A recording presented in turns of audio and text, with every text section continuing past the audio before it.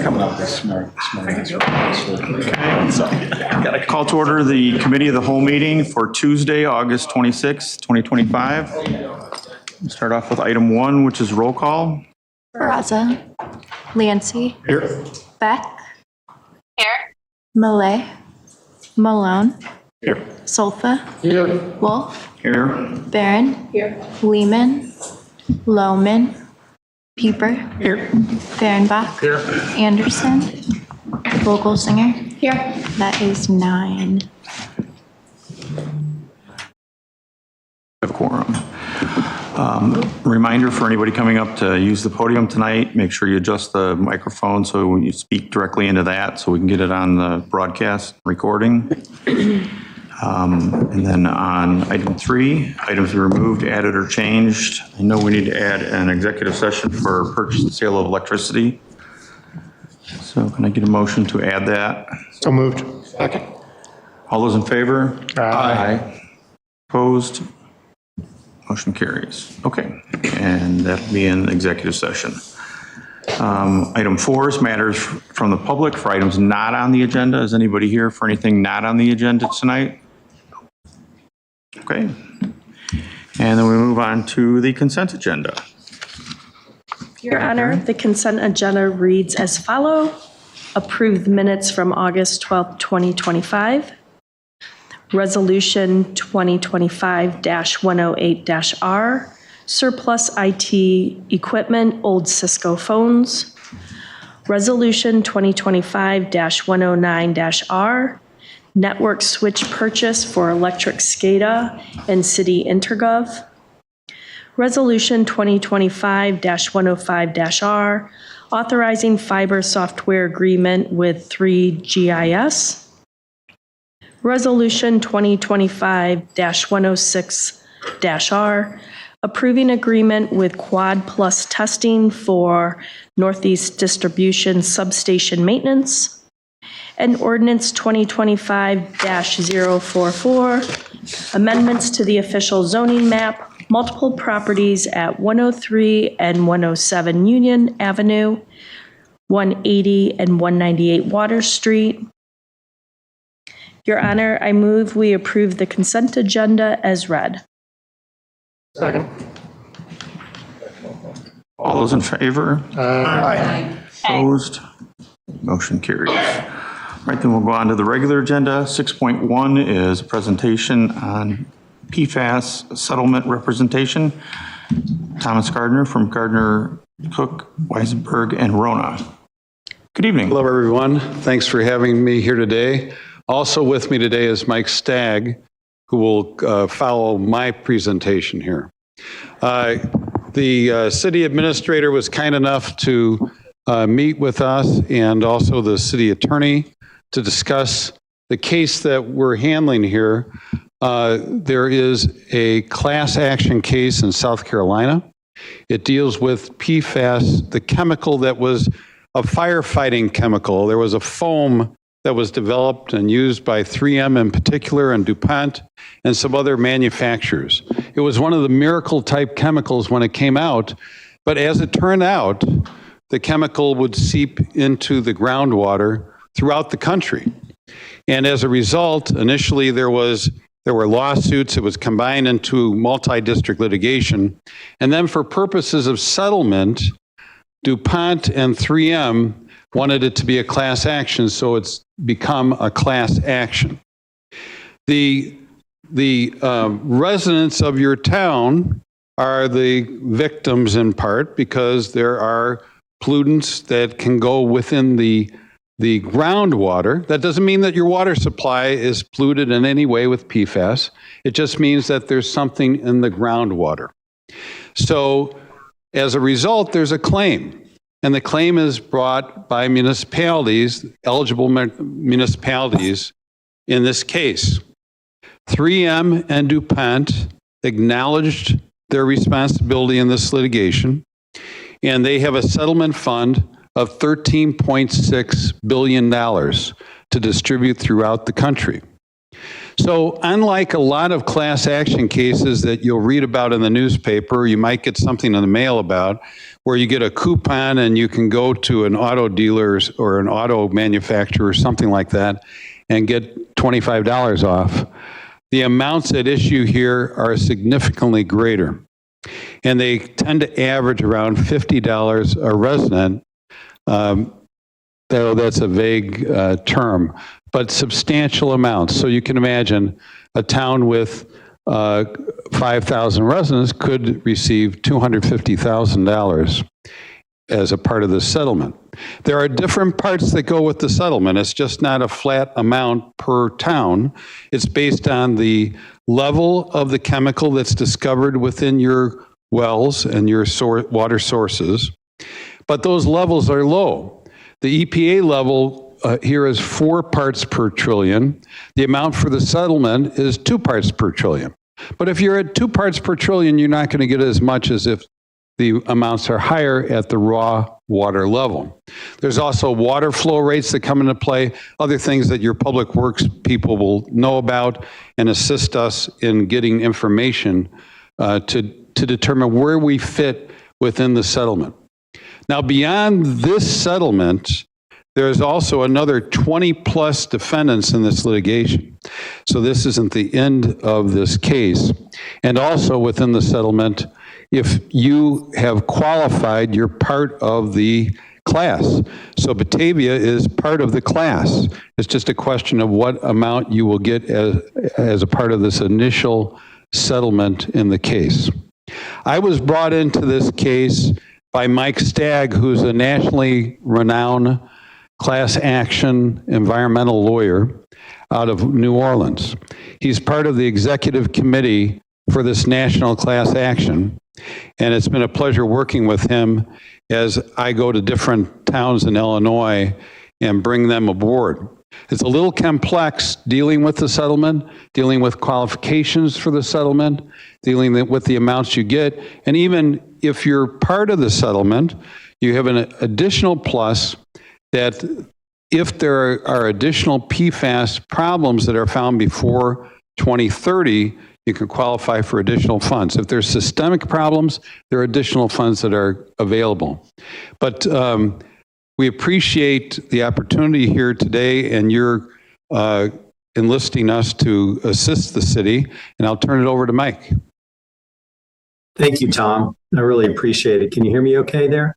Yes. Okay, great. It's nice to meet everyone. Thank you for inviting me to attend tonight. And I think Tom really covered, the main points here. And but I do think it's important to understand that just because you qualify for this settlement and you're entitled to get money in exchange for releasing 3M and DuPont doesn't mean that you have a problem with your drinking water. Your drinking water can be safe, clean, and free of these chemicals, and you can still be entitled to money under this settlement. You might say, well, why would 3M and DuPont pay us if that's the case?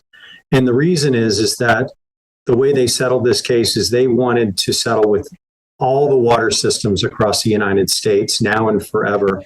So they're also settling for future issues. And at this point, Batavia, is a settling claimant and has actually settled those claims and released 3M and DuPont. And so this is an opportunity for your community to receive funds in exchange for giving up that right now and in the future, should something change. And just by way of just letting you know a little bit about me, although I'm in New Orleans, I do cases like this all over the country. I really got into this because in my neck of the woods we have many dirty old oil fields, so I represented farmers and large landowners to clean up their properties at old legacy oil field sites.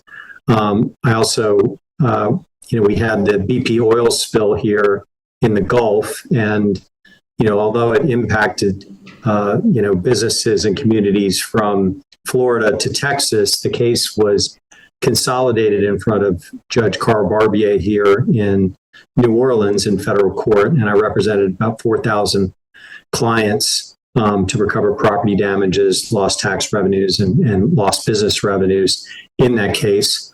Thought that would be the biggest environmental case I would ever handle. And then this one came along. And the reason it's bigger is just because it impacts all 50 states and the United States territories with this firefighting foam chemical. It's a product liability litigation.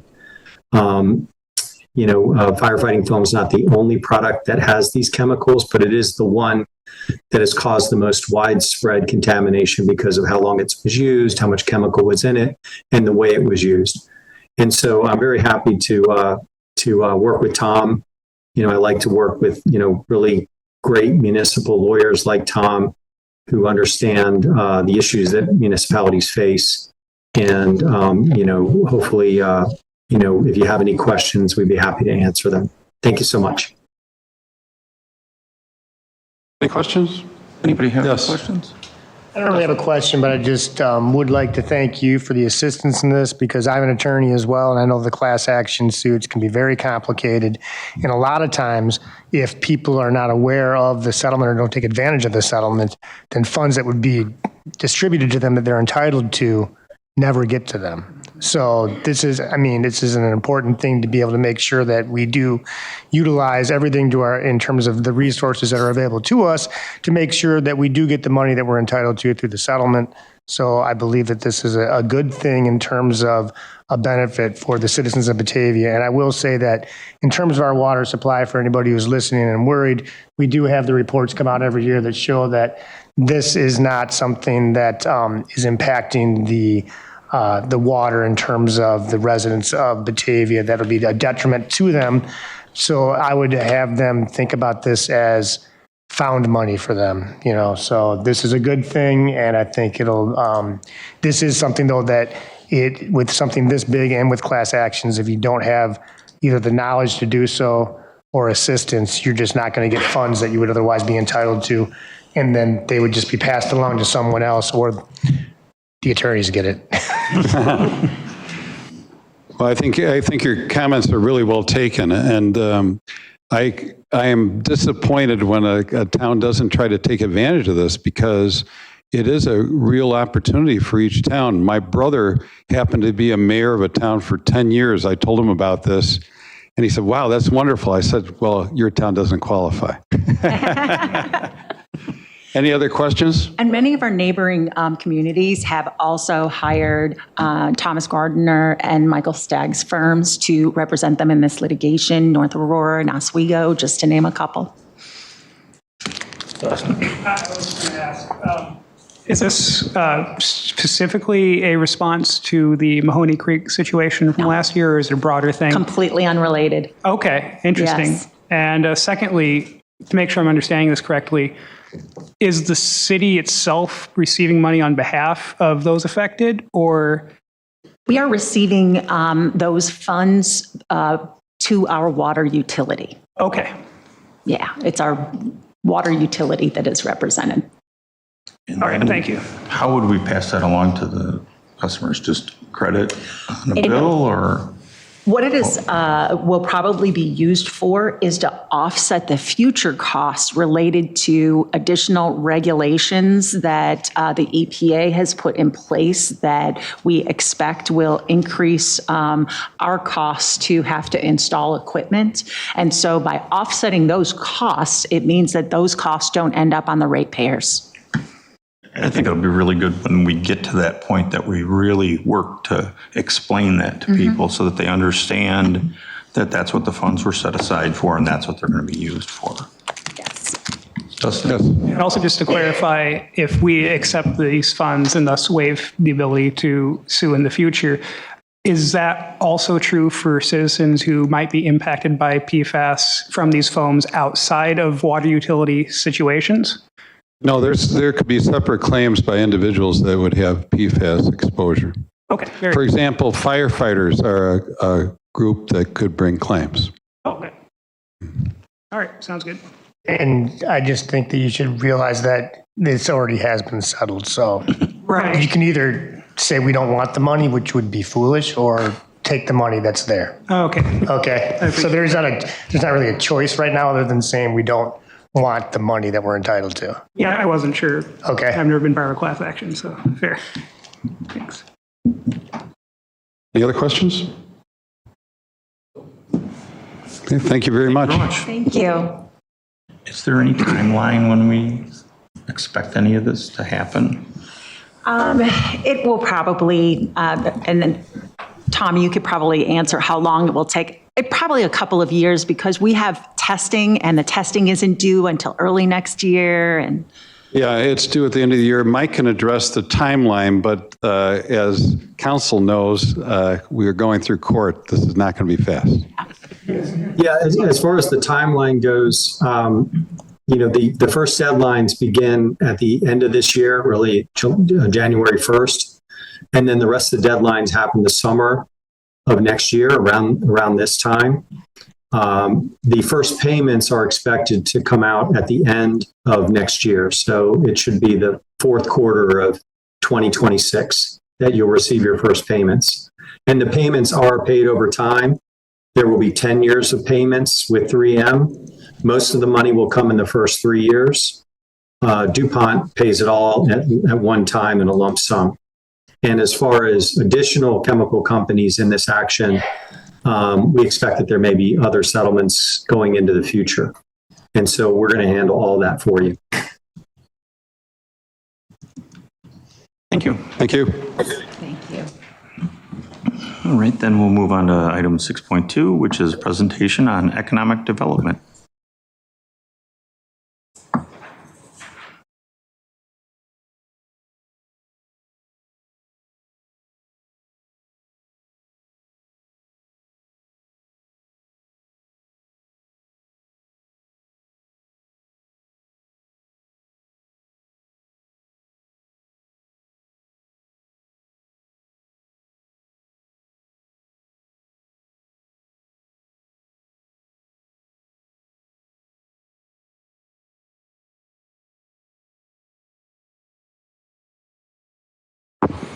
All right. Good evening, council, and great to be here today.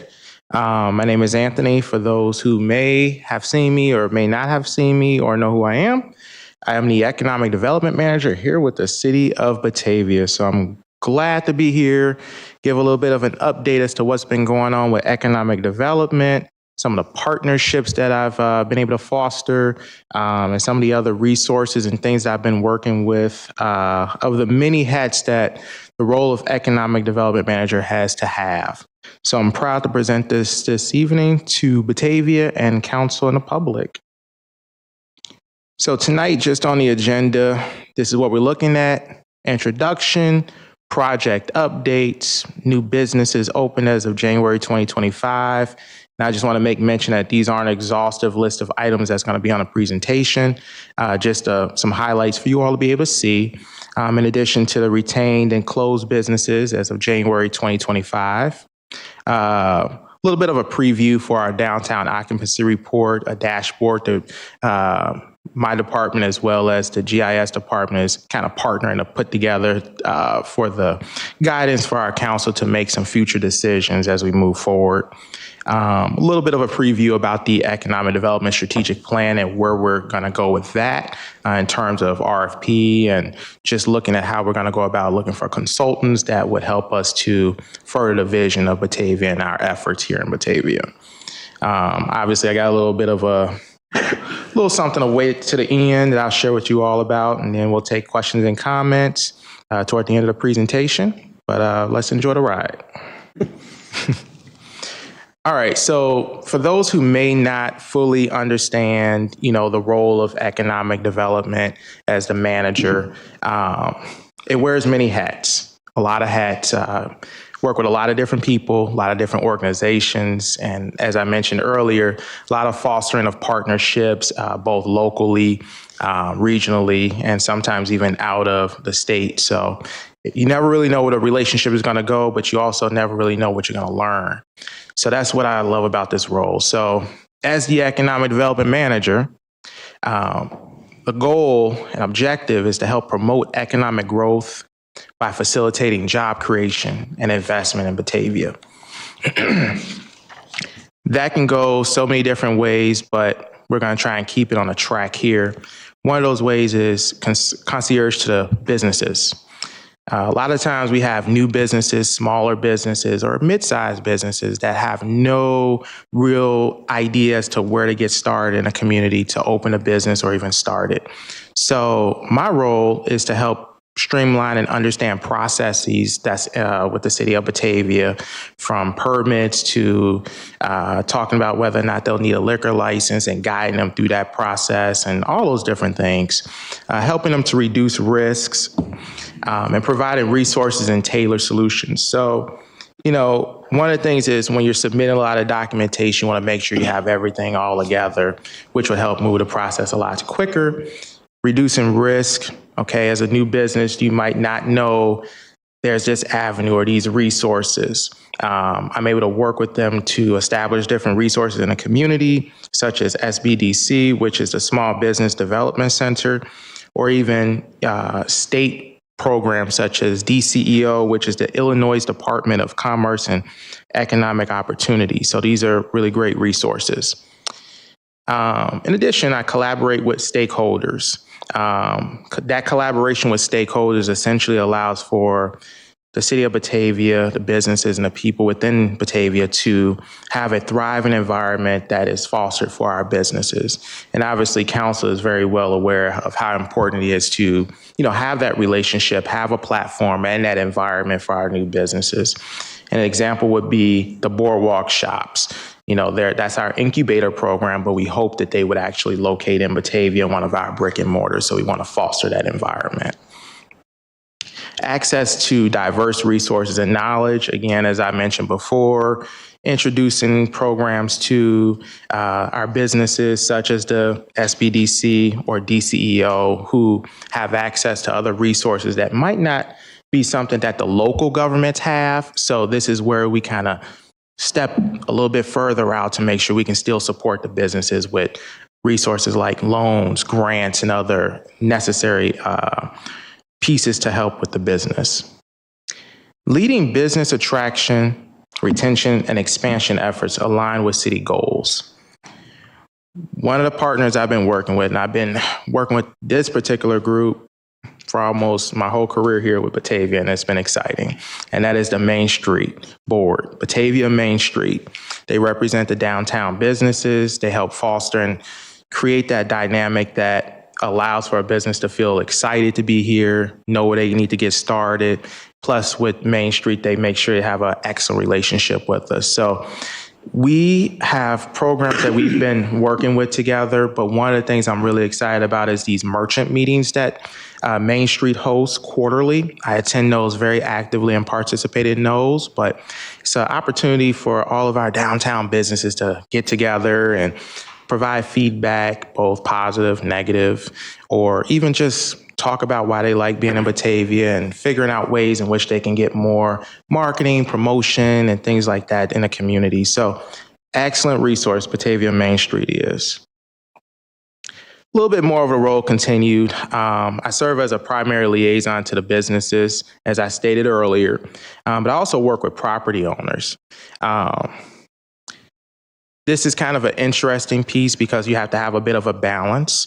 But one of the things we understand is we want to fill vacancies. And in order to be able to do that, you have to be able to have a partnership with the property owners.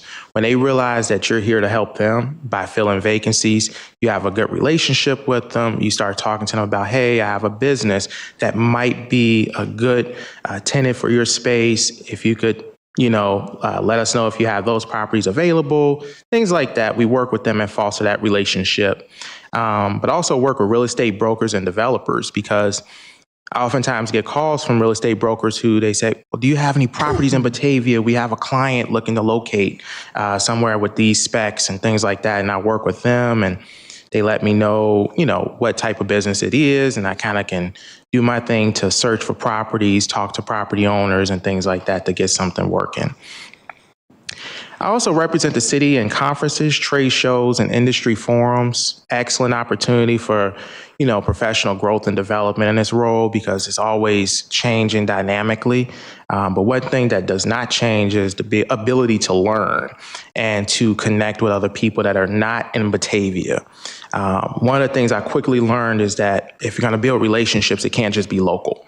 If you want to be effective and work with your businesses, work with your community, you have to go beyond local. Sometimes you got to go to state. Sometimes you got to go out of the state. But you have to be able to work with these particular relationships. One of the opportunities I have is to work locally with our Batavia Chamber, as well as our Batavia Main Street. And then I'm actively involved with the Aurora Area Conventions Visitors Bureau, which is known as AACVB. They are a regional board that I pretty much work with them and make connections with the other municipalities that serve in that region.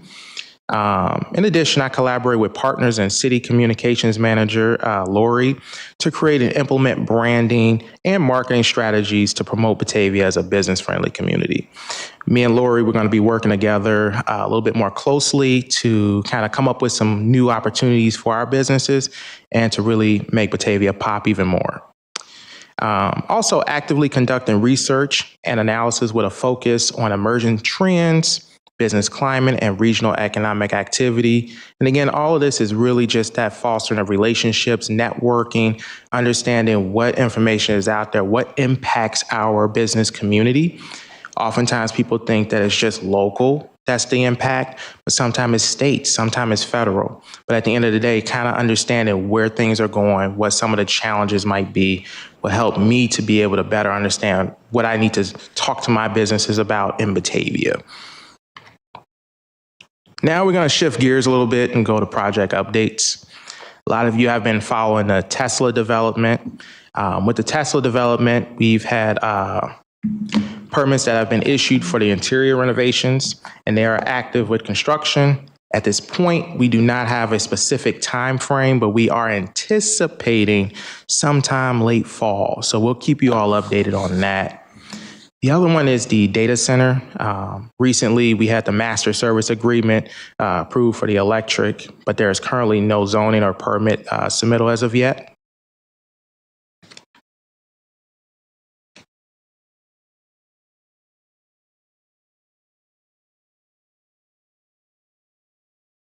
And then we also have the Ashton Ridge development that is still actively under construction. I'm excited about that project because it brings over 159 homes into Batavia. But the cool thing about it is it's kind of that center kind of median for Randall Road and the downtown, the central downtown. So it's going to give more people an opportunity to start coming to our downtown, supporting the downtown, but also appreciating our Randall Road corridor. So they get that fine in-between kind of a living opportunity. We also have the South River Street housing that is going to be going to, well, eventually we'll see if that's going to go to the South River Street kind of quarry area over there, but we're still waiting for complete submittal. We'll keep you all posted as to how that's going. The Batavia 31 development, we are currently working on completing the land acquisition for the northern part of the block. Currently, I have engaged with the TIF 7 study with the Meach Group to help support and promote future development. So we are working on seeing how we can incorporate the TIF 7. That will be a new TIF that we're going to work on with this study. A little bit about the Ignite project. They are nearing completion and final inspections are being scheduled as we speak. They plan to be open by mid-September, and we'll keep you all posted on that as well. Lastly, I just want to bring up Aldi's. It's definitely a blessing to have Aldi's in our community, right in our backyard. They have a huge footprint, but they also do a lot of great things in Batavia. So it's amazing to have their U.S. headquarters right here in Batavia. And they are working on renovating and expanding on their land over there as well. So keep an eye out for that development. Alrighty, so we got the new businesses open as of 2025 up until now. I'm excited to mention about the Warehouse 55. They're going to be locating at 161st Street. So for those who don't know what Warehouse 55 is, they offer curated collections of vintage and repurposed furniture, home decor, and more. So if you're interested in something like that, definitely check them out. We're looking for them to go in sometime next month or so or sooner.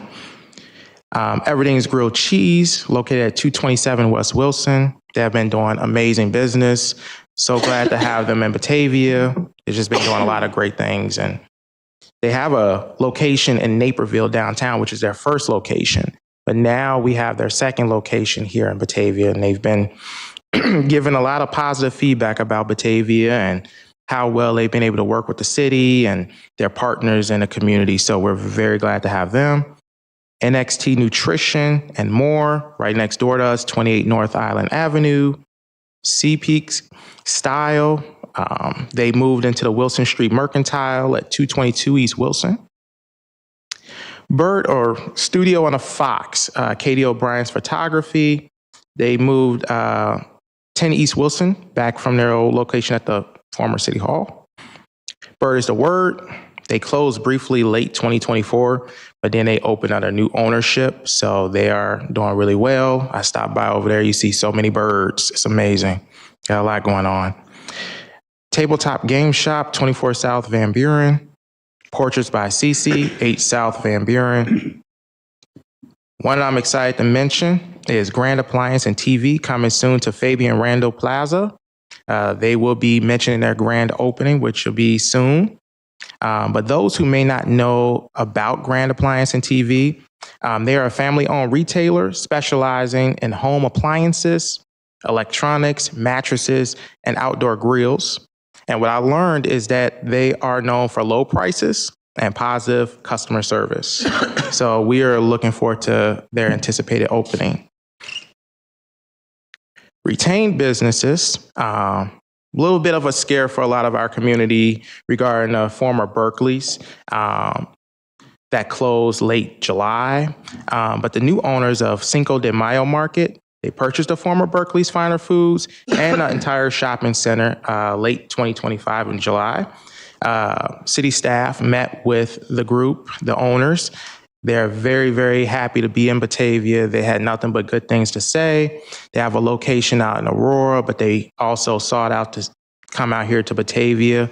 They mentioned a lot of different positives about Batavia, but one of the things that they had affirmed with me was that they want to keep that consistency in Batavia. They understand our downtown plan, strategic plan, and they want to be part of all the excitement, and they also want to be good partners in the city. So still going to be a grocery store for anybody that's still wondering. It's still a grocery store with just some new items and new offerings. Much of what the same thing Berkeley was doing. They're going to keep that consistent. Next is 3D Nails, Mojo Handbags. They moved into 63rd Street Apothecary. Ease Escape moved from 237 West Wilson to 2 East Wilson. Forever Fit, they are at 3 Webster Street. And then we have a new tattoo parlor that will be opening this year, Obsidian Ink Tattoo at 127 State Street.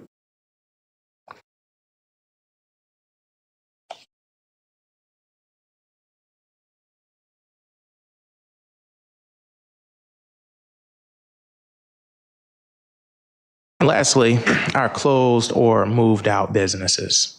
Cato & Co. at 103 East Wilson, Hearth & Hammer, 160 First Street, Pretty Pages, and Gun Barrel Coffee.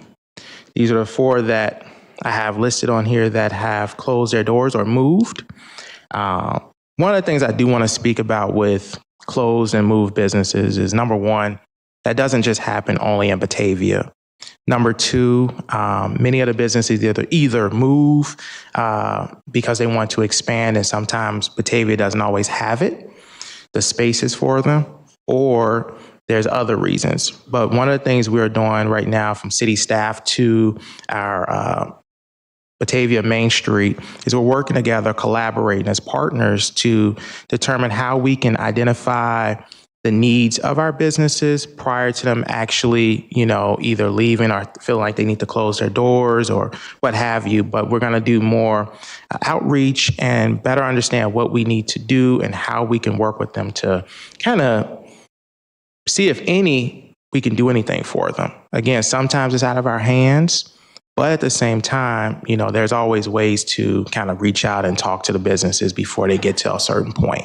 There could be opportunities. So we just want to make sure, be mindful of that. The downtown occupancy report, something I mentioned earlier with the collaboration of community and economic development as well as the GIS department, working together to put together a dashboard for our vacancies in the downtown, partial vacancies, and fully occupied properties in Batavia. So this is just kind of a blurred image of what the dashboard will look like. I'm not going to show you guys tonight because it's not ready, but I just wanted to give you a little something to take a look at. Also, with the Economic Development Strategic Plan, we're going to be actively working with RFP so we can find us a consultant that would be able to support, identify, provide measurable deliverables, and really understand our landscape here in Batavia so that we can kind of move forward with this important piece. We do expect to send this RFP out sometime late 2025, so please stay tuned for that. Again, these are some of the focus points that you'll see me back here in front of you all regarding the initial steps to our economic development strategic plan, our downtown occupancy report, data on tourism and Batavia as a destination, and much more. Working on getting some tools that I can use for economic development that would truly allow for us to produce some very good data. I notice this council is very driven on data, numbers, and being able to figure out what we can bring to Batavia, if it's possible to bring it to Batavia. So we are working on trying to get a tool that will help really allow us to do some really dynamic things. At this point, I will open it up to questions and comments, but before I do that, I'm going to pass around a couple go guides from our Aurora Area Conventions Visitors Bureau, where these guys come out every so often, and one of my goals is to make sure that Batavia has full representation in that guide, and we definitely have representation. So I'm going to pass that out as part of the region. Look through the magazine. If you all want more, I can definitely get you more, but give me 1 second. I'll start a go guide on this side and the right side. So give me a moment.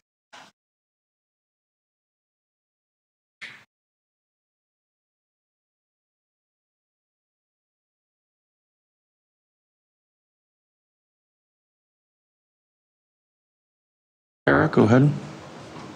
Question. Carrie Siebold was in here a while ago, and I'm sure you heard what she talked about, and we've done a little bit of follow-up conversation.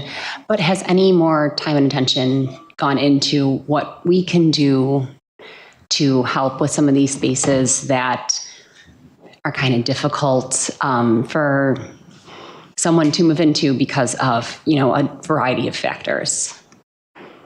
Definitely. Yeah, that's been a challenge with our downtown, obviously being historic properties, and definitely did not take that, with just a grain of salt when Carrie was here. I empathize and sympathize with a lot of the businesses that want to locate here, and that's a big challenge. But I have been working with our Main Street board to determine what we can do. I know Main Street was here at the last meeting, and they brought up some communities like Berwyn and some programs that could focus on incentives to help with some of these build outs for these historic properties.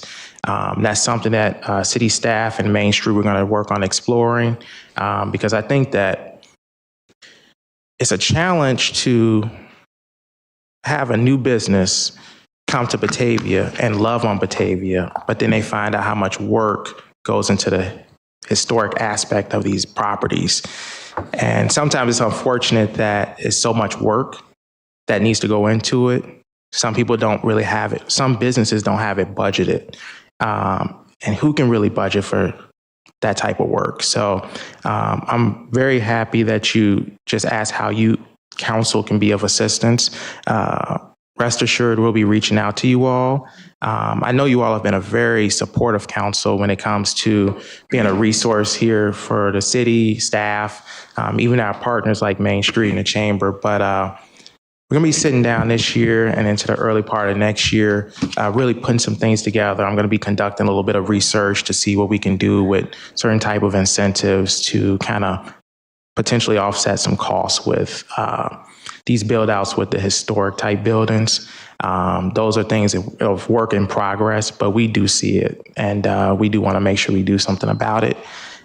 So I'm glad to know that you all are advocates for us to be able to do what we need to do. So thank you for that.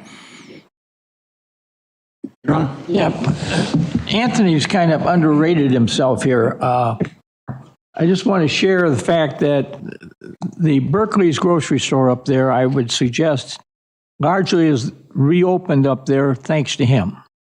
And he went to work on the would-be owners, and they were up here apparently talking to him, or you talked to them someplace, and they had a lot of questions. And then he said to them, well, if you really want to come up here, I invite you to come up and we'll meet with the mayor. And they seemed to be very impressed with that. And so we had about 2 or 3 days later, he asked me to be here at whatever time of the day it was. And I was here, and he was out there waiting for him to come in. And they came in, and we took him in the other room. And Scott, were you in that meeting too? Who was else? Somebody else? Our city planner, Zach Ewell. Oh, yeah, that's who it was. Okay. Yeah. So anyway, we had this meeting, and I thought, this will go 15 minutes. Well, it was about an hour and a half by the time it was done. And they got into, they decided they'd open up and ask all the questions they were concerned about. And I think the biggest one was they were wondering how we would react about the deli in there, because the deli was Berkeley's kind of secret weapon in that place. And they had a lot of people come to Berkeley's because of that deli, because the guy that runs the deli makes all his own stuff. It's not stuff he buys someplace else. He makes it all. And I've had several people from other towns talk to me about coming to Batavia to go to Berkeley's to go to the deli.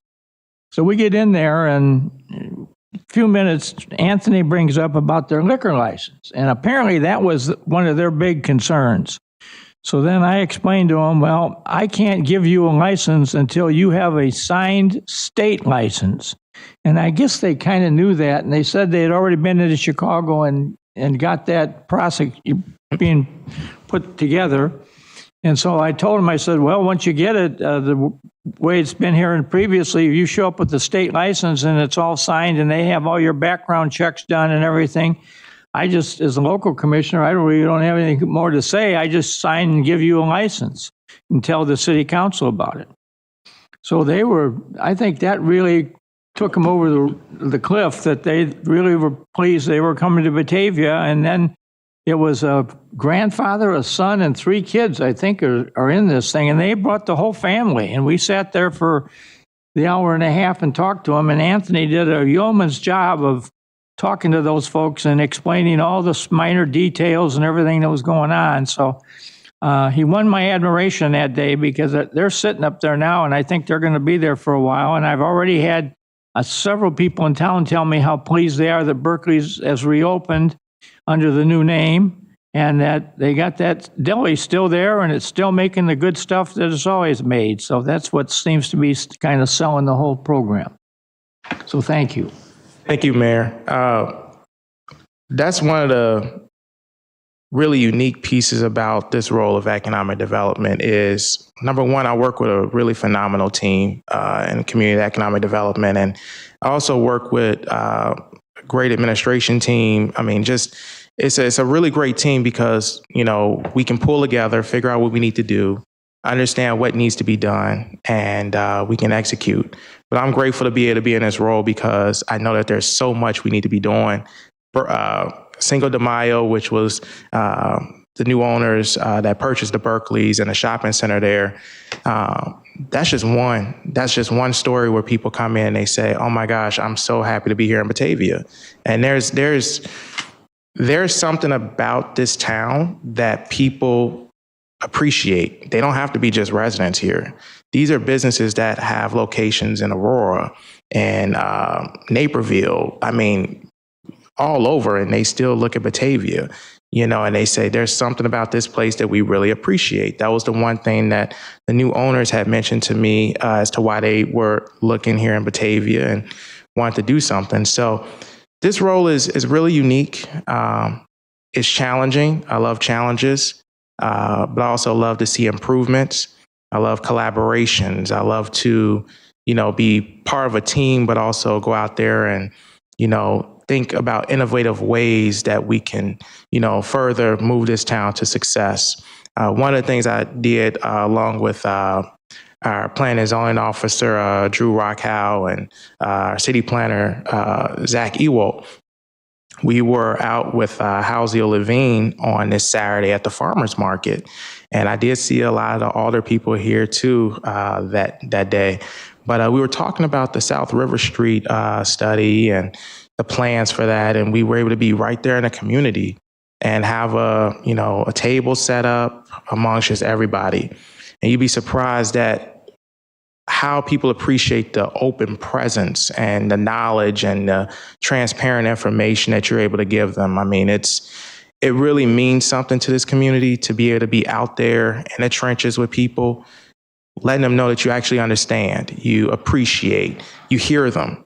And I think that balance is one that should be embraced, but it's also something that should be appreciated because Batavia is a great town, a great community. And one of my goals today and from here on is to continue on those partnerships, continue on recruiting businesses to our town, working with our partners like Batavia Main Street, working regionally with the ACVB, and just really helping our businesses, both small and large, to feel comfortable to be here, try and work with them financially as well, and also work with them with resources. So, I mean, it's a very great role to be in. Yeah. So regarding closing businesses, Thorabella has closed as well, correct? Correct. Okay. One thing when we talk about these unoccupied properties, especially the older ones, the vast majority of them, they're in Alderperson Beck and I, our Ward 5. One thing I do know, you do have to move when you have people on council who are willing to do something. Right. So I feel like with this crew, for at least the next 2 years, still have some new people in or out. You have a lot of support to start flipping these properties or bring landlords in, at least start doing something, right? More than we have done in the past. So I just want to kind of throw that out there because we may not always all be here, right? But we're here now. The other thing that, and this just reflects my background, why is this portal taking so long? I mean, when I heard late 2025, this shouldn't be taking this long. Is it lack of data? Is it lack of application? Like what's going on? Why is what taking so long? The portal that was the brought portal. out. Yeah. The dashboard for the downtown occupancy report. We would have had you something a lot quicker, but the way our team works, we felt that there was a way to be a little bit more dynamic with it. So we could have rushed something, but we chose to give something a little bit more robust that would actually tell a story. So we could have just done something on paper and presented a quick report, but we felt that it would be better to outline it with the dashboard and present that overall to you all. So a part of this is we need to get that full picture together, whether that's an Excel spreadsheet, whether that's in a dashboard or whatever. I mean, that's fine, but that's going to drive action, right? And whether the action is represented in a map or it's represented in an Excel workbook, I don't think we really care. What I would expect would be a list of, hey, here's how long this property has been unoccupied. Here's who the landlord is. Here's the last time we had contact with them. Here's the square footage involved. Here's the last tenant. Here's any additional notes we have about it, and that'll drive action, right? And like I said, you have to go while we're here. So whatever help you need to kind of move that forward. Additionally, I know Main Street has a database itself. And what I would love to do is get to the point where we can say, hey, here's the data we have. Here's the data Main Street has. Do the reconciliation, right? And then we just kind of move, right? So just my thoughts on that. I appreciate that. Duly noted. Tim? Yeah, Anthony, thank you.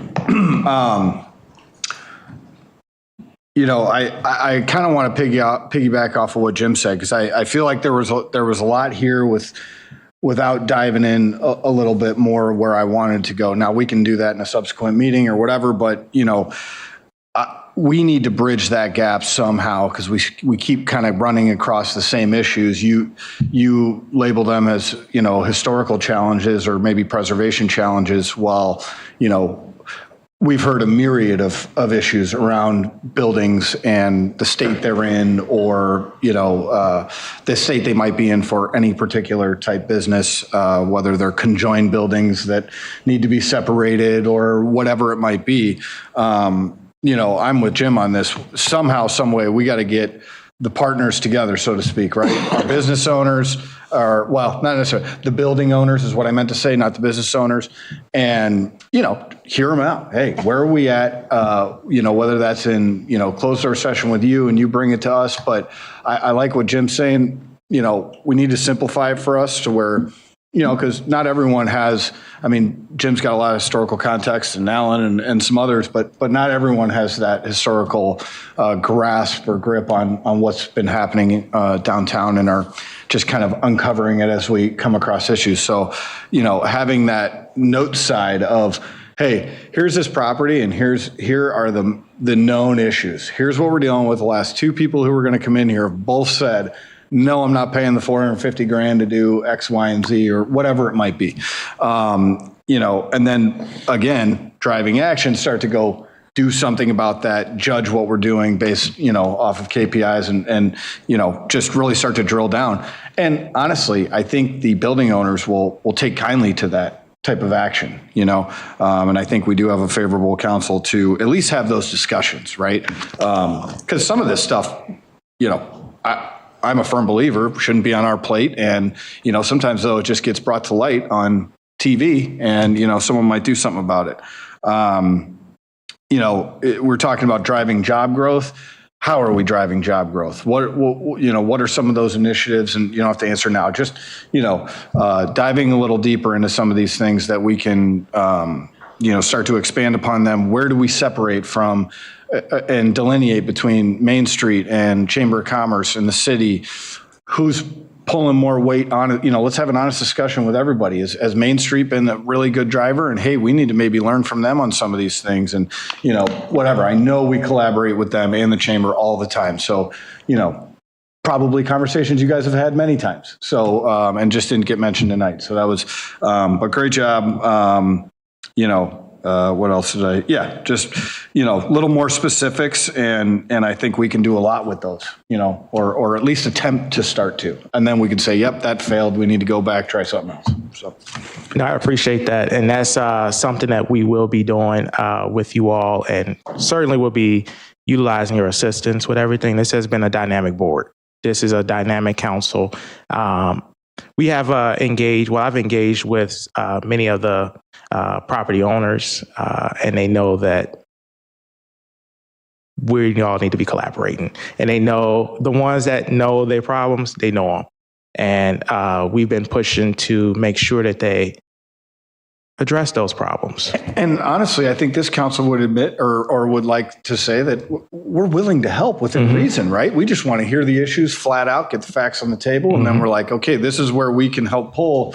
This is where, no, guys, this is your building. You got to go do this, or else we can't get anybody in here. So exactly. No, and that's appreciated. And just for the record here, this presentation, since it was the initial one, I wanted to just provide a level of knowledge as to what the role has been doing and some of the little things that we've been doing here. But I do imagine and certainly believe that we will be presenting like some data for you all. That's why I'm working on a particular program to get a tool that's going to help us.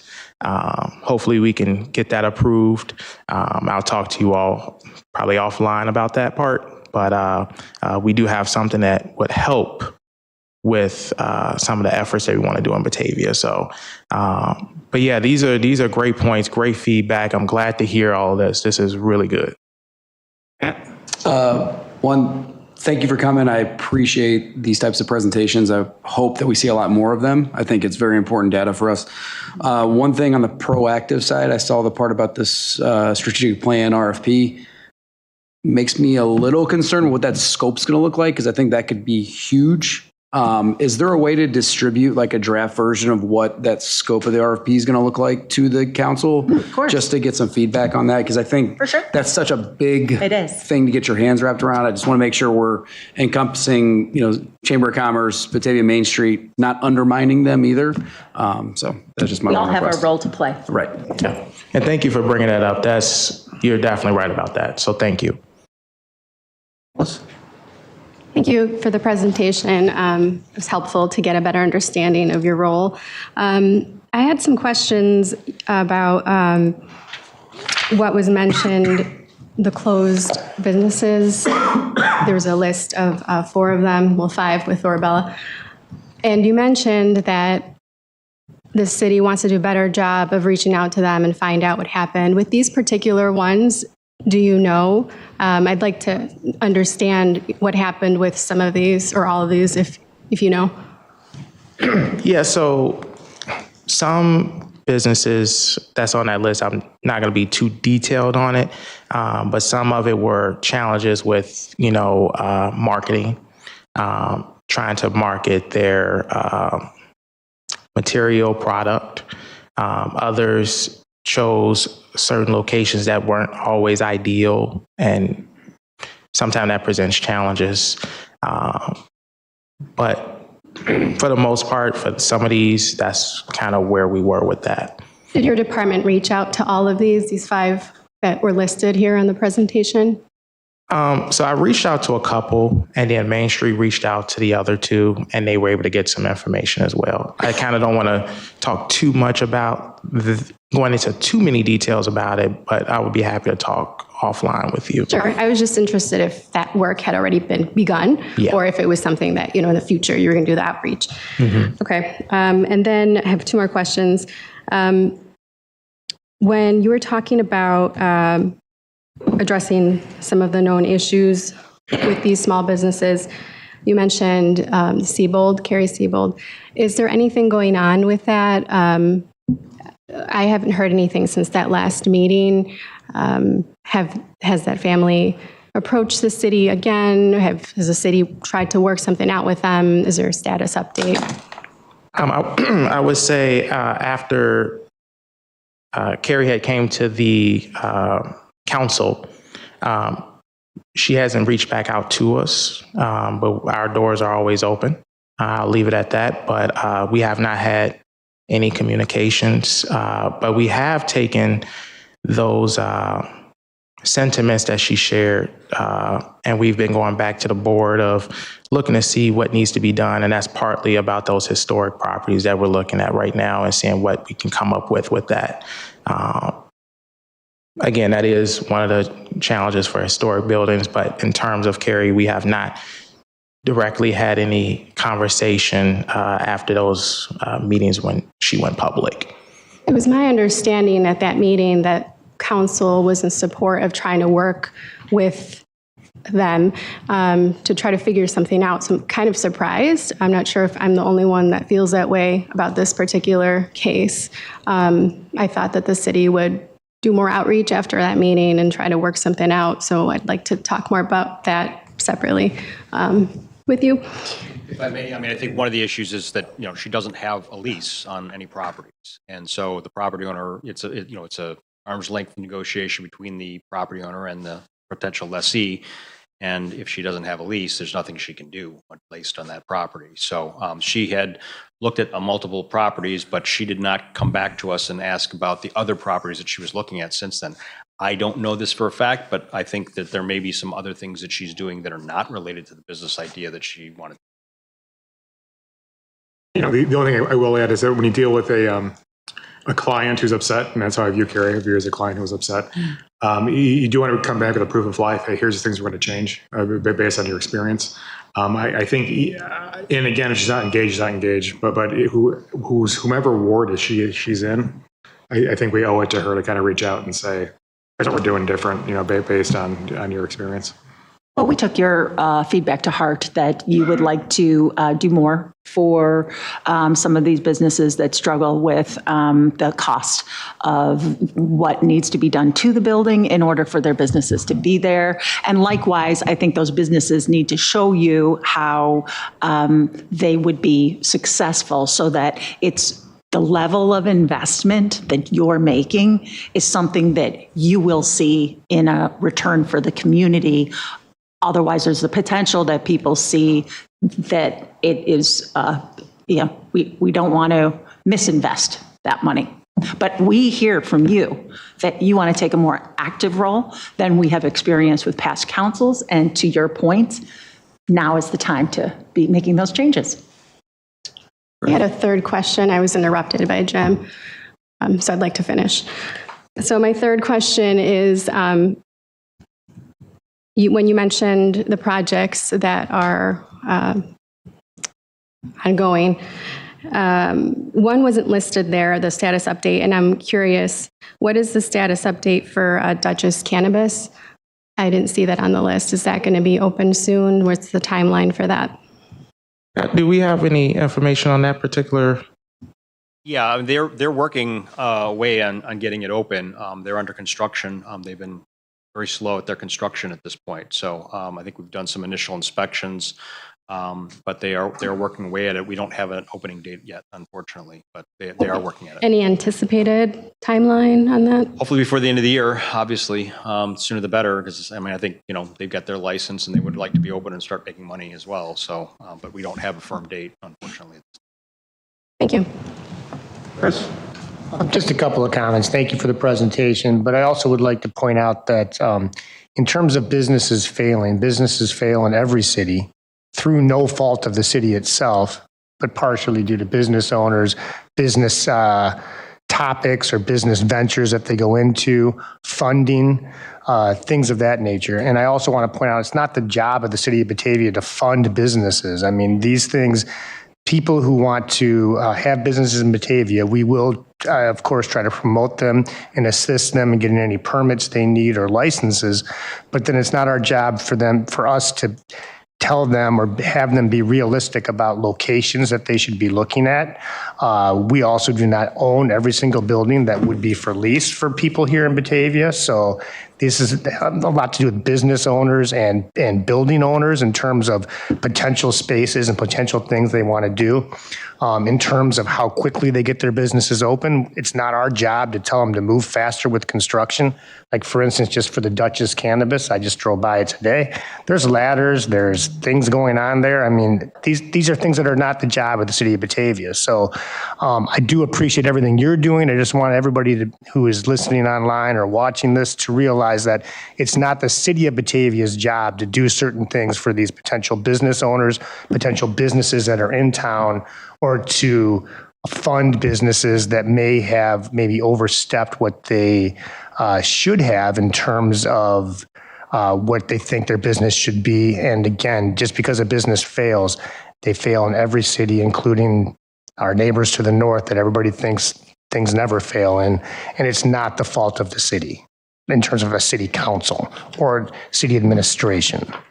It's the fault of the business.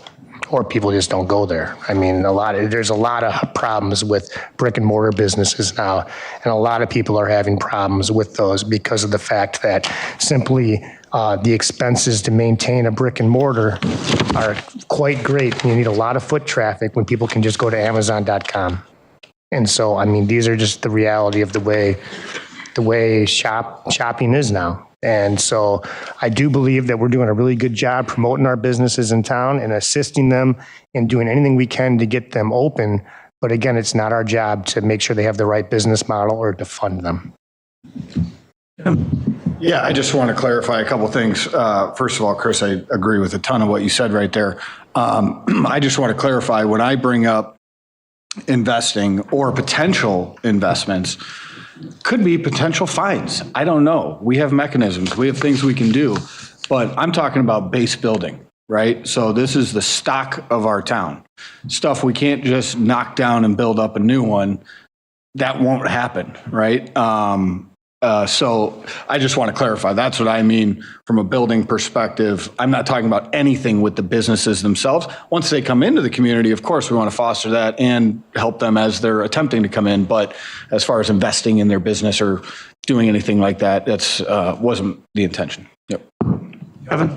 Yeah, first off, thank you for the presentation. It's great. I think what we're all seeing, and you're in a tough spot because we're all obviously very passionate about this town. We love it. And I think what's frustrating from our standpoint a little bit is we have so much potential. We see all these cool spots and we're like, man, if somebody could just put something there or put something there, and we hear these roadblocks. So one, thank you for being a little bit of our punching bag here. I would like to say we'll get better, but we probably won't because we do have high expectations.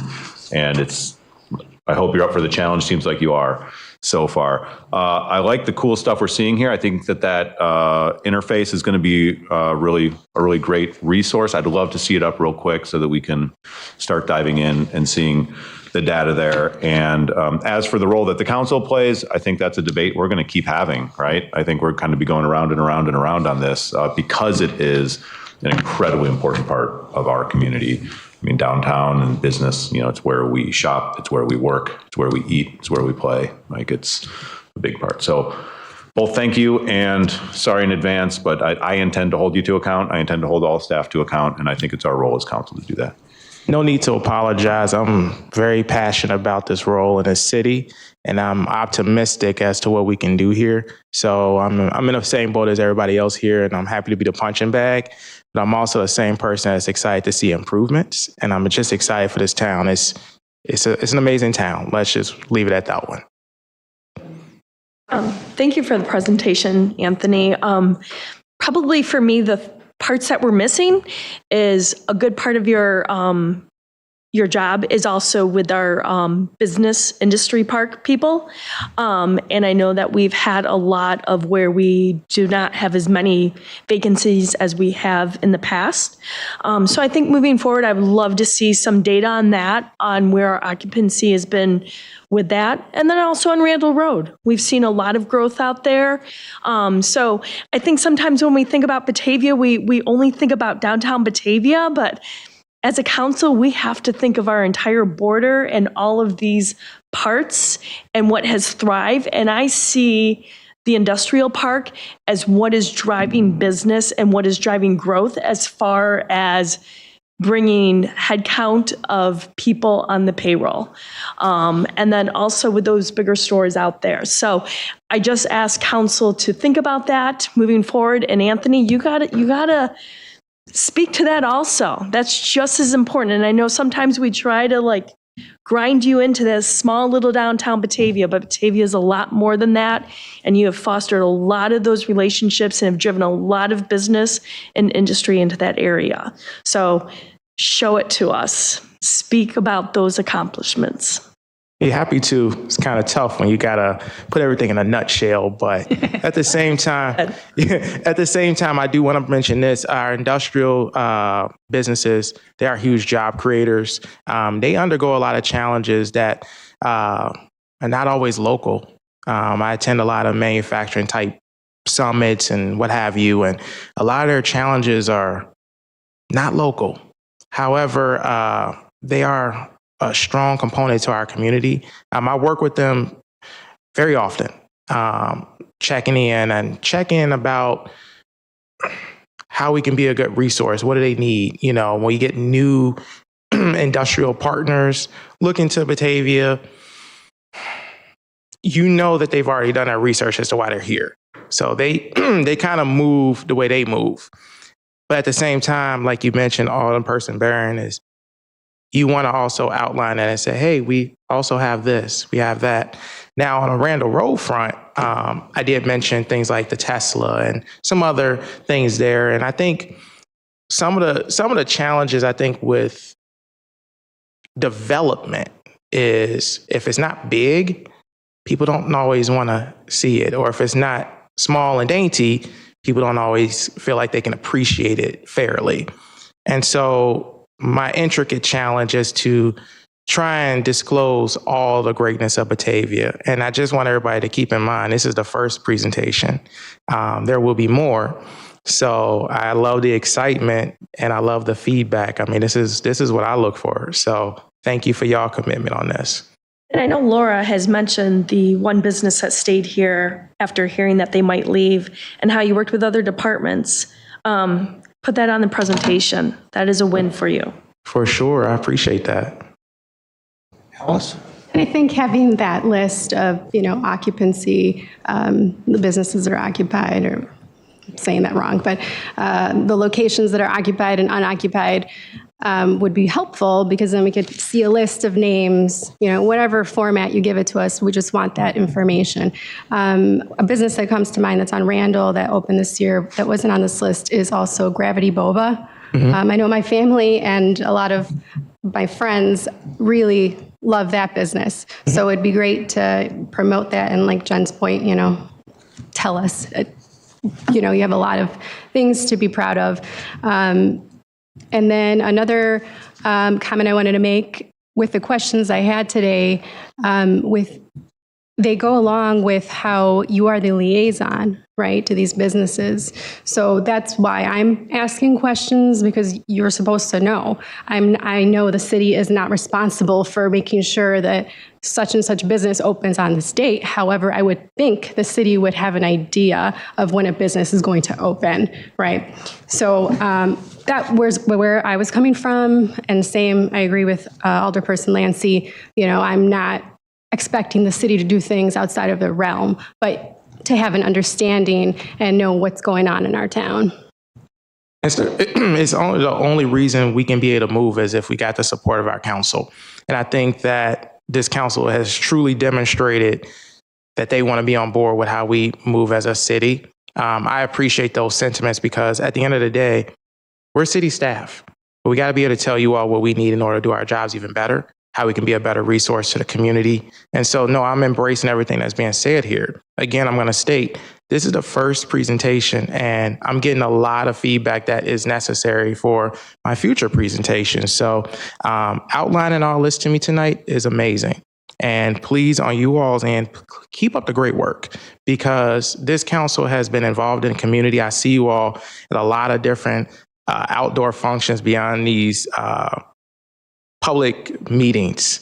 And it's really impressive to see the overall engagement that you all have in the community. And you're not just sticking in your ward, you're actually in town, showing your face, showing people who you are, and you also are showing that you're a supportive council. I've had a number of businesses and a number of people say how good this council is, how good our city staff has been. It's been a lot of positives. So I'm impressed to be able to have a council like this that is on board with us 100%.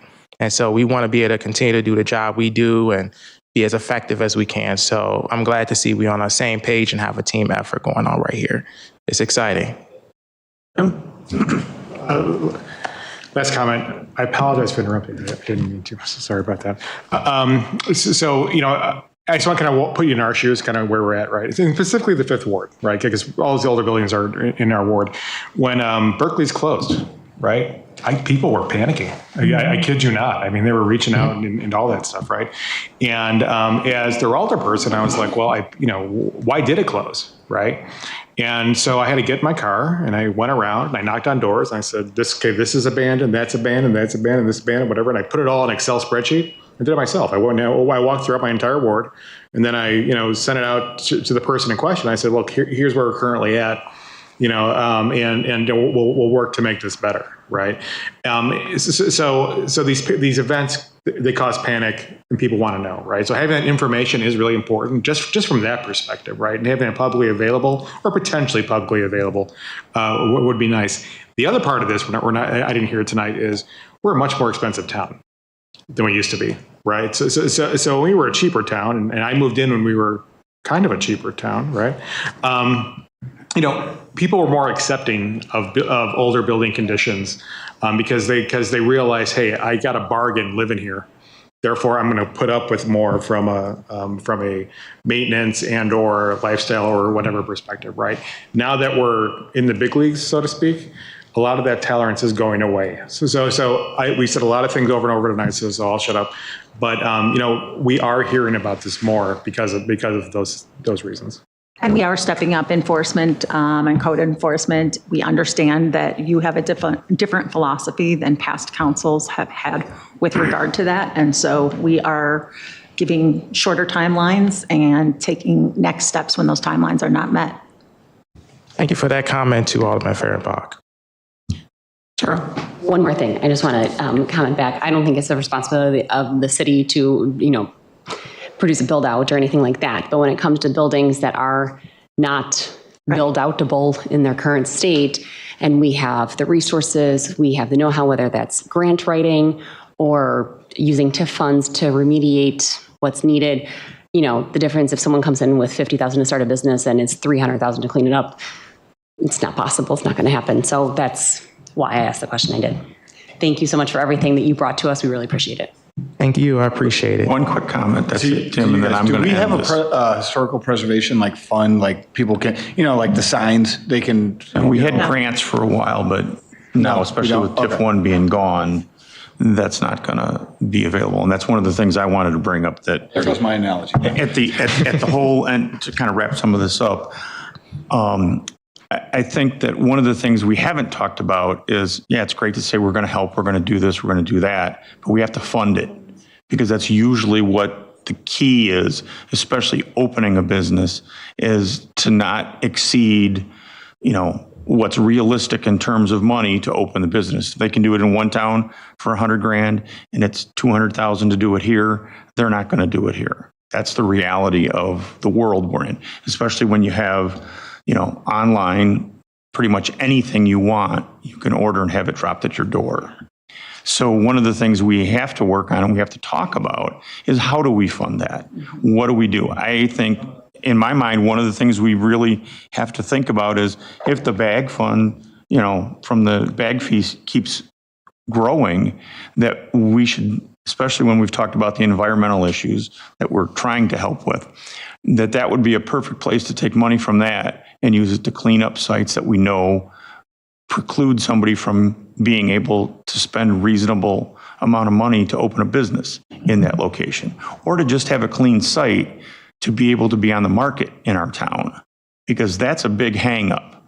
And, we found that out with properties we've bought as the city. We hear the stories all the time, not just Siebold's, but a lot of them, of all the different things. Look at our own project on Wilson and Prairie. We found, 4 or 5 tanks over there, some of them in the intersection. So the reality of what we have to deal with down here in downtown is something we have to think about with a price tag attached to it, and not just, we can help, we can do this, we can do that, we can make your permitting go easier, whatever. We have to think about, if we're really serious about this, how do we put real money out there to improve the properties that are there, to entice people to want to use those, to be fiscally responsible to use those. So the reality, I think, is that's one of the things, especially coming up into budget season, we have to think about that. We don't have the money anymore from TIF 1 to say we can help with a facade grant or an interior build out or a forgivable loan or whatever we dream up that we'd like to be able to do. We have to be able to fund that. So that's something I think we all need to think about. And if we're really serious about it, figure out how we pay for it. If I could just piggyback off of that for things for people to think about. Maybe there's some developments that come in, and that if we make some exceptions to, that they can pay a fee in lieu of that, and we put that into a pot for these types of things. And so that is something, that we can sit there and think about when we have this conversation again, when we talk about some of the developments, what are some things that we might be willing to say okay with, but you got to pay a little bit of a fee, and it goes into a pot for that. Scott? Yeah, in relation, and I know this is, an agenda item down a couple, but, with TIF 1, obviously, all the money from that is going away. But one of the things that Anthony and I have been working on is trying to retool the grant programs that we have to maybe modify the grant program to fill that gap again, to do that. Now, again, the monies from that is going to be from the general fund. We can't fund that through TIF anymore. But that would create a program that would then allow for us to provide certain incentives, things to improve buildings as part of that program. So we're working on that, and that'll be coming before you before the end of the year. So we'll be presenting that to you in the next month or two. Thank you. Thanks, Anthony. We look forward to more kind of in-depth stuff. And remember, anytime you need a question answered, you can find them and you can have that question answered. Thank you for that. Thank you very much. All right, then we move on to 6.3, which is Resolution 2025-110R, authorization to execute first amended master service agreement between the City of Batavia and Batavia DC Corp. Laura? Yes, so this is a follow-up to our previous conversation. We had the master services agreement that was approved a couple of weeks ago, and we talked about wanting, in addition to that, to have an agreement that covered the water and wastewater services for the data center. And the data center had, at that meeting, talked about that they would be okay using a closed loop system. In drafting the agreements, we tried to answer the concern with regard to the water usage. I think that was, key was the amount of water that would be used in the event of a closed loop system. But because the data center is hopefully going to be something that's going to be there for decades, and we can't predict what future technology improvements will be made to put a specific technology in there, seem to be limiting it in a way that may not be advantageous in the future if there's a possibility of not using water at all in the system, for instance. So that's why when you look at it, the cooling use is restricted to using no more than 1,000 average daily gallons.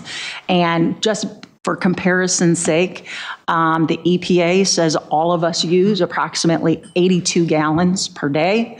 So 1,000 average daily gallons would be representative of, say, a family of 4 that has an irrigation system. Jeremy Barkai, our Assistant Director of Public Works and who oversees the water utility, says this is a very insignificant amount of water that is used compared to other industrial users. The other thing is that in response to what City Council wanted to see, they are also limited in the blockchain activities that would be allowed there. And as opposed to doing a standalone agreement, it seemed to make more sense that there just be one master services agreement between the parties, and thus this is a first amendment to the master services agreement that was previously approved by City Council. Happy to answer any questions that folks might have. Yes. I would just say, from my experience, does this help clear things up for Batavia DC Corp. HUD 8? Is this yeah? Because I know there was maybe some confusion after the first one, and after our first meeting. So yeah, as long as it's clear to them. Yep. Yeah, Chris Vickery here. Absolutely, clear to us. I think we heard the concern. Limited the water use, limited what the compute could be used for. The intent is to hear the concern and meet the request. Thanks, Chris. Abby, you have your hand up. Question? Yeah, I would say that my concerns are not as calmed as I was at the end of that meeting when we talked about them doing the closed loop. Sorry. By not requiring it in this agreement, isn't it possible then that they are transitioning to a higher water use? Obviously, it wouldn't be our water use. We heard them talk about trucking water in. So if they are able to then switch to a higher water use, they're trucking water in from another place. If that same place is on our aquifer, which most of the Northeast Illinois is connected to our same aquifer, and we're seeing cities jump off that aquifer for fears of the sustainability and the cost of pumping and the cost of finding other water sources. I just have real concerns that was. I was real excited, and I was comforted when I thought that was going to be baked into the agreement. To see it not baked into the agreement gives me great pause. It was the reason for my yes last time. So I'm not feeling as comfortable with a yes vote on this one. So what you are anticipating is as a risk is that the data center would be constantly trucking in 450,000 gallons of water? Yes, it would be outside the community. Be required to bring in a lot more water than we anticipated. And so from just a global or regional sustainable and water usage perspective, even if it's not tapping our system and coming out of our wells, I have a problem with that on a global scale. Just sort of a clarifying question here. Excuse me. As I'm reading over this, we are installing metering, and we're installing metering both on the front end of where our pipes go into their building, and then on the back end where their water comes out back into our system. Yes. And if we see a discrepancy, if we're sort of tracking 1,000 gallons a day going in, but then we're tracking 20,000 coming out, what recourse do we have at that point? What is our what are our options? So we could very well see more than 2,000 coming out of the facility, because every 2,000 days, and Chris, you can correct me if I'm getting this wrong, but every 2,000 days, they release the deionized water, and then the system has to be recharged. And so that is the necessary upgrades that will be made to our sewerage system to accommodate them putting that much down the drain from their cooling system. Yeah, let me maybe be a little more clear then. If the discharge numbers seem to indicate they've gone sort of off script and are, lending credence to Alderwoman Beck's concerns, what do we get to do at that point? Or do we kind of need to kind of take the trucked in water and put it through our system? So we would be looking at the water meter, and the water meter would be an indication of what they are using from our system. On the front end, and then we also charge on the back end. Yeah. And we charge on the back end, and what we expect is that every 2,000 days that they will discharge that water. But if we see, a constant 30,000 gallons going, being metered all the time, that will be something that we address with them, because they are giving us 7 days notice of a discharge to our system under the agreement. So if they're discharging, they would be in breach of the agreement. So if those numbers don't add up, right, we have a mechanism in here We do. for us to catch that. And Yes, we do. Okay, thank you. That was my question. I have kind of a practical and logical question, I guess, in my mind. I know that the typical truck that can be on the road can take about 8,800 gallons of water. How do we get to 450,000 gallons of deionized water? How many days does that take, and how many trucks does that take? Because I think it would be practically, if I was thinking of how to do this, I'd want a deionized, whatever process it has to go through on site, so I could take municipal water, deionize it, and put it in the system. I can't imagine what it's going to cost and feasibly be able to locate that many trucks to fill up 450,000 gallons. Yeah, it's not feasible and not cost effective and not what would ever be done. What we're trying to do here is not lock in a cooling technology that exists in 2025 is the only cooling technology that can exist for the next 20, 30, 40, 50 years. The technology is only going to get better. Mm-hmm. How we cool is only going to get more efficient. And the point was limit the total water usage. Today, the technologies that exist, that probably equates to closed loop cooling. It will equate to closed loop cooling. But 10 years from now, the cooling systems are going to be better. and the terminology closed loop cooling system may or may not be relevant. Instead of having to come back every time there is an advancement and an efficiency improvement in this space that is advancing at a lightning speed from an efficiency standpoint, we don't have to come back to the council every time we want to make the place better and more efficient because of the use of these three words. I'd like to reiterate my point. How do you see 450,000 gallons of water being trucked into that site? If that's what you say you're going to do, how does that happen? Do you mean when we do the initial fill? Yes. It's not I'm the wrong person to answer the question. I think we can solve it in a couple of ways. One, we can put an on-site tank so that we could fill that tank over time, right? And then fill from the tank into the cooling system. That's most likely what would occur. You're right. I personally am not the guy who has the math for how many trucks it takes to get from 8800 to the full loop fill, but I can certainly get that answer. Right. I'm just thinking of the overall picture of how this functions.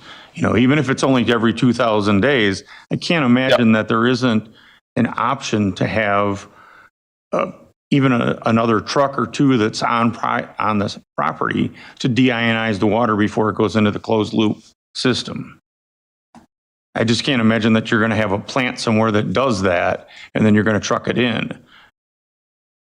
I investigated this a little bit, and there are industrial deionized water plants that are supplying the water to Right, but I'm just saying, now. even if you're running an 8-hour day, it's going to take a month or more to get that water in there. I can get the answer from HUT 8 between now and city council meeting. What relevance does that have to our decision? My thought is... We're going to send this guy on a goose chase for... No, I just want an answer for that because I've been asked that by people in transportation that want to know where all these trucks are going to come from, how long is it going to take to fill that up, and wouldn't it make more sense economically and ecologically to do it on site? I did work with a client who had the industrial ionization water business as part of their conglomerate. There's a train track right there, and so they'll probably just take the train. And that's fine. I'm just trying to think of the logistics of it. We had all these questions asked when we cited a waste transfer station. Yeah. Because of the increase in traffic, the amount of diesel fuel that gets used, all of the stuff that has to happen to do that on a semi-regular basis of 2,000 days. So the reason why they use deionized water is because it doesn't mess with the pipes. Oh, I totally understand that that's what they have to do. I agree with that. I just wanted to know what the logistics were going to be for how many trucks. Ecolab, right on 88. They're one of the businesses that do that stuff. Yeah, I would just say, I think this is a little nuts. We're spending this much time on water here because, as Chris stated, and I'm in this space, guys, it does nothing for them to not be more efficient. They make more money when they are more efficient. They will be more environmentally friendly. That is where this space is going. That's where everyone's driving it. Not to say that anyone's concerns aren't valid. I just want everyone to take a trip down Bussey Road next time you're in Elk Grove Village. Okay. All of these data centers, most of them have closed loop systems. Okay. Somehow they got, and we're talking tens of thousands of megawatts between, it makes sense to do it that way. Right. But it all got there somehow. Right. And and all of those are surviving. It's just, I want everyone to put in context. It's 120,000 square foot building, 50 megawatts of power. So, and the water is, I've just never, and I apologize. I don't want to, it's everyone's concerns are valid. I've never been down the water rabbit hole this far in a data center conversation. And I talk to people about data centers daily. Water is not a concern. So I just want to throw it out there that, they don't, the water is not the issue. Scott, did you want to say something? Jim actually stole my thunder about the train issue. The railroad, and that, that makes perfect sense. If that's available. Alice? I had a question about where the water is going to be trucked in or trained, brought in by freight. Where is the water sourced from, Chris?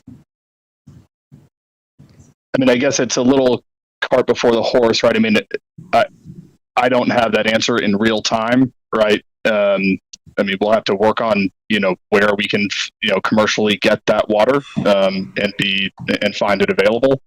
I don't know the answer in real time. Okay, I bring that up because what was discussed on the July 21st meeting is not what's in this agreement. And so I'm uncomfortable with the language that's on here because, one, you stated in that meeting that the water would be trucked there, and right now you're not sure where.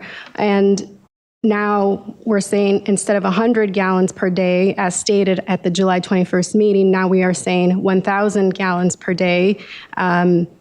So it's a different number. And to Alderperson Lancey's point of, well, they want to be more efficient and water isn't an issue to the data center, well, then why are we increasing it to 1,000 gallons per day?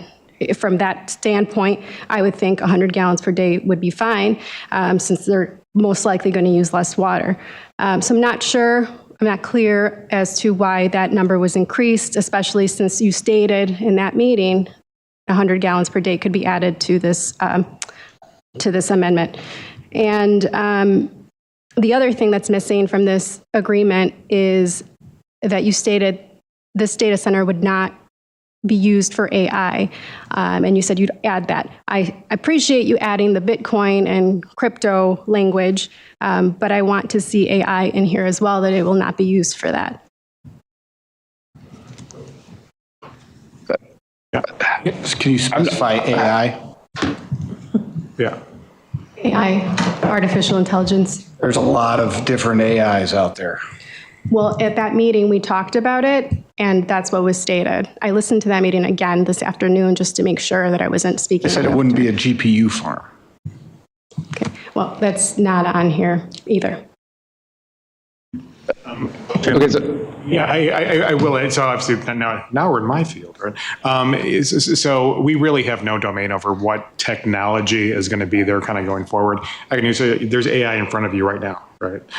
So you can't necessarily break that apart. But what you can say is they told us, right? We're not going to mine crypto here because we're not going to make any money doing it, right? So that's why they're comfortable saying that, right? The reason why they're not is because our cost of power is too high, right? They can't get the right commodity servers in here. So that's pretty much all they could probably reliably tell us as far as what's not going to run in there.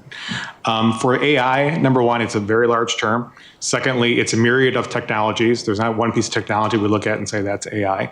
So to put that in here would make the data center potentially competitively not viable, right? If we were to do that, right? What they are saying, hey, this is going to be a remotely hosted, data center, which means that their customers are going to bring their equipment in there and they're going to run it, right? And that's pretty much all we can reasonably expect them to do from our contracting perspective. And can I just ask a very fine question? So if a business brings their server there and they have purchased into an AI platform, that's going to have to go through their servers, correct? So there's... Well, AI is running behind the scenes right now on all your machines, on everything. I completely understand. I understand, but I'm just trying to understand that component from a business. Like, if Aldi were to put their servers into this data center and they're running AI because that's part of their business, and it could be running AI to do everyday manual positions to be able to give somebody a better position than doing a regular task every single day, we can't stop that because it's on that person's server. I mean, can I just ask what your concern with AI is? We had a long discussion about it during that meeting, and based on residents' emails and that discussion, we were concerned about these big data centers that were mining and using these data centers, the town's resources for AI purposes and Bitcoin.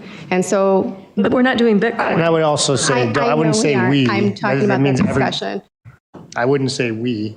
That would seem to That was the encompass discussion that was had on July 21st. I am just asking a question regarding that discussion because that's what we agreed on. At least that was my understanding, to be put into this amendment. The only thing that I remember that was specifically called out by a majority of the council was that they would not do Bitcoin And mining. Yeah. and mining. That was the only two things that AI would we have been talked fine. about. Yeah. Dustin? Would it be worthwhile for the sake of the discussion to, when we say AI, specifies computationally intensive large language models being driven at this site and not simply adjacent on whatever other server is going on? Would that be a fair assumption here for the conversation at least? No, they're not going to run the. I the don't expect AI that to be the lives case. I'm just elsewhere, saying. right? Yeah. You know, where Jim works. It's usually a larger scale and then operation, they're which is what they tapping argued into at the it. time. Yeah. Yeah. Okay. It's cool that we're going down this route, but we can only go so far, right? So let me just say it like this, right? When people refer to AI in your context, right? Here's AI. Really, what we're talking about are hyperscalers, right? So like your AWS, your Amazons, your Microsoft Azures, your Google Cloud, all that stuff, right? They have the massive thousands of number of servers required to run what we would call classical AI workloads, right? So for instance, a trader wants to run some AI workloads against 4 or 5 trade feeds, right? They'd be using a tool available from those hyperscalers, okay? Those data centers are huge. They are blocks long. They are thousands of megawatts, all that good stuff. The data center we're talking about, you would not run an industrial AI like service on. Okay. Doesn't mean somebody can't come in and run, hey, I'm going to run something that has AI in it, because now everything has AI in it, right? But the point is, in the context, and I understand the context you're coming from, this data center is not big enough to run those massive AI workloads. I understand that. I think the point is that residents wanted that in the language in the contract. I get that. And we can't put that in the language, is the gist of it. I don't remember any emails or any contact from residents saying that they didn't want AI in it. I don't remember seeing anything. I received nothing. Right. Tony? Yeah, my recollection is we asked for an amendment or another master services agreement, but it makes sense to put it into one. I agree with that. On water and wastewater. The concerns about blockchain and AI, that I thought that was resolved when Chris told us this isn't the kind of facility that can handle that. That's not what we're going to be doing. And it was my feeling that's why I voted that I was in favor of that, and that it was just the water and wastewater. The concerns on the water, it says it's a closed loop system in Appendix B. That's part of the definition. And bringing in 450,000 gallons every 2,000 days is 5.5 years. That's less. A truck carries more than 10,000 gallons. Not legally in Illinois. I can tell you right now that the trucks have 9,000 gallon tanks. 9,000 gallons. So that's what they can legally so we're talking carry. 50 trucks every 5 years. That's 10 trucks a year on average. I'm not concerned about that. The use of the 1,000 gallons, that's a large household. That's nothing compared to what their neighbors are going to be using out there or are currently using. I think we're finding ways to change what we decided on this. We decided to go ahead with this, and what I see has been brought to us here is what we asked for. I'm comfortable with it. I'm not concerned about water and wastewater with this project. I'm not concerned that there's going to be AI or whatever you want to call it, because it's just not that kind of facility that can handle that. So I move we approve this as presented. I agree with Alderman Malay, second. Discussion, because Matt had his hand up. The only thing I was going to say is 400,000 gallons is less than an Olympic-sized swimming pool. So we fill up that much at the quarry every single summer. We're talking about doing this once every 5 years. So just put that in perspective. Do we have any other comments or questions before we vote on this? Anybody in the audience want to make any comments? Okay. Then we'll go roll call on this. Resolution 2025-110R. Baraza. Lancy. Aye. Beck. No. Malay. Aye. Malone. Aye. Solfa. Aye.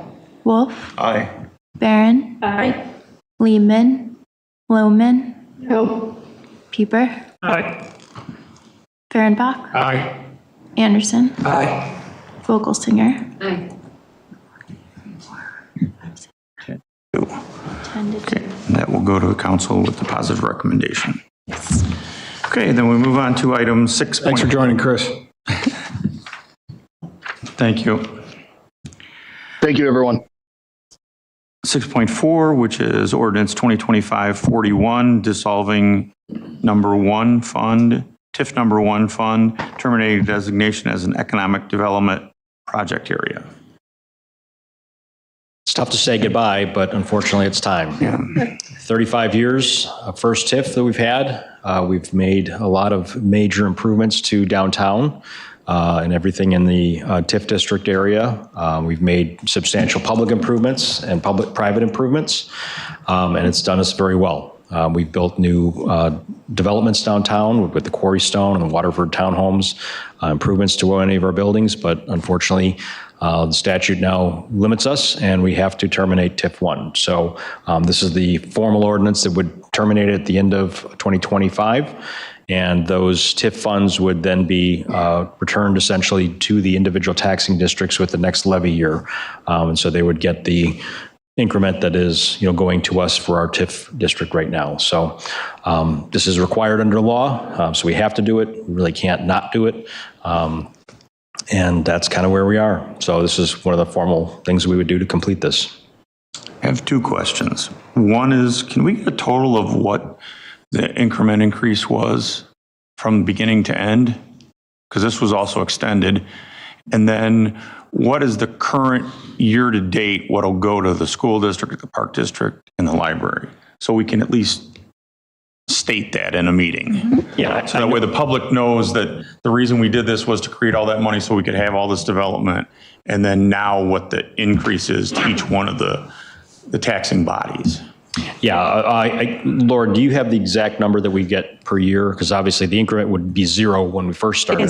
It is more than $1 million. Yeah, right. And when this project first started, it was put in place to create the residences that you see along North Water Street. But prior to that, Mayor can attest that that was a filthy, dirty industrial area that it would have been very hard to find a developer who would have been interested in signing up for all the cleanup that was necessary to build the beautiful homes that exist along there. And then thereafter, that project created increments that allowed us to do things like the Woonerf. It allowed us to do the streetscape along Houston Street, along Wilson Street.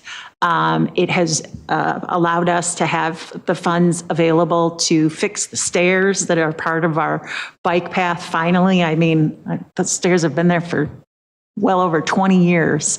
And then also to add public restroom facilities in our downtown that really have been sorely needed, and that organizations like Main Street and the downtown businesses have been asking us about for years. So it really did a lot of good things for our community. You hear some bad things about the way other municipalities have perhaps used TIF designating areas that really shouldn't be assigned as blighted, or utilizing those funds in ways that really don't accentuate the economic development. But I think this is really an excellent example of the way to use TIF to create economic development in your downtown. I think during the time that this has been in the downtown, it's been transformed, really. As for how much each of the taxing bodies is going to get, so we've got, a little over $1 million a year that we're getting. So all of that will be returned to those taxing bodies on a per, however their levy is. So, we get 7% of that. School district is going to get something like 60% of it. So it'll all be based on their levy amounts that they would get. So we can get you exact numbers if you want. I would just like to be able to share that because I think it's important for the public to know that that's the reality of why we do TIFs. For sure. At least in Batavia, that's why we do them. Exactly. That's what we're going to use it for. That's what we've always used it for. And it does make a difference. Alan, one thing I'd like to throw on the table here to kind of follow what you just said. When we started this, TIFs were just being created. The state legislature had just created it, and not many people had done it all. And we came up with the idea that they wanted to get that area cleaned up there because we had situations over there where they didn't have a sanitary sewer pipe coming out of the building. It was going into some septic system that was laying in the ground, or it was a lot of problems. And we cleaned up just environmentally a whole bunch of stuff because we were able to have this TIF district come in and fund it all. And the biggest question was getting our friends at the school, park, and library to agree to go along with it because they all said, well, we'll probably someday we'll get some nice EAV off of it. And now they are about to get that. So this is just kind of the completion of the whole thing from where it started with all the problems to now all the solutions and now all the benefits. Austin? I was just going to ask, that analysis that Alan requested, would that also include the effects of inflation? Just kind of to factor that in as well? It would basically just break it down, on the increment that's being generated, and it would just break it down into the individual. I won't reflect it for future years. Obviously, if there's, levies and EV increases, that will increase those amounts. Because every year, like I said, we started from zero, right, and then it went up to $1,000,000. I guess what I'm suggesting, and I know it's probably not available, would data of like the total property value ensconced by the TIF then be available that we could compare to, just so that to better understand the impact of the TIF on helping to drive that new development? It's, I think, important to factor in the increment alone is capturing just natural increases in property values due to external factors is what I'm suggesting. So being able to kind of like remove that from the analysis, I think would be useful to understand the direct impact of the TIF and its reinvestment, which, not saying it hasn't done anything, I think it has, but it's good to be able to capture specifically that portion to help inform future development here we have with other TIFs in town, and to kind of bring that back around.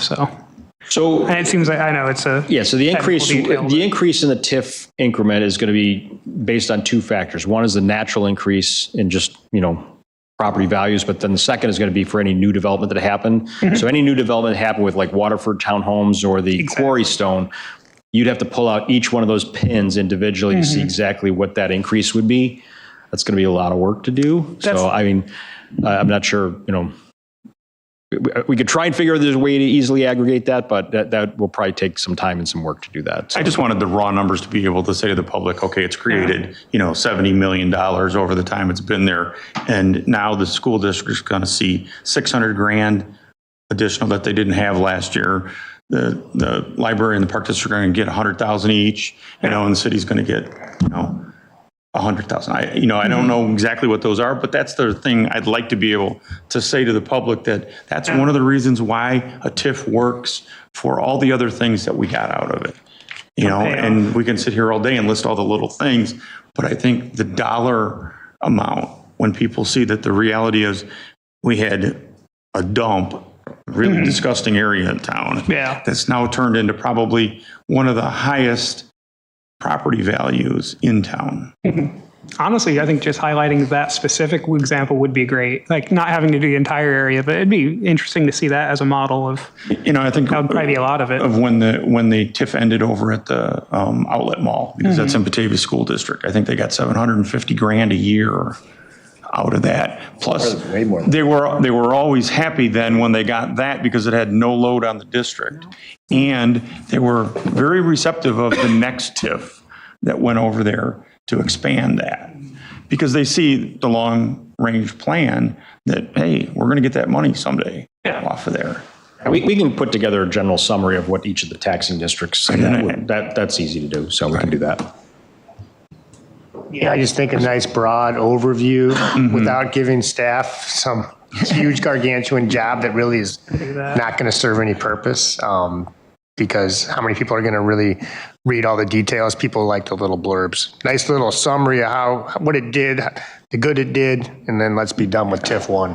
Right. Well, I think too, I'm also thinking ahead because we are going to be talking about another TIF. So you have to, for the public's perception of what a TIF is, you have to remind them of all the good that came from it and the money that's going to the districts now, the other districts. Okay.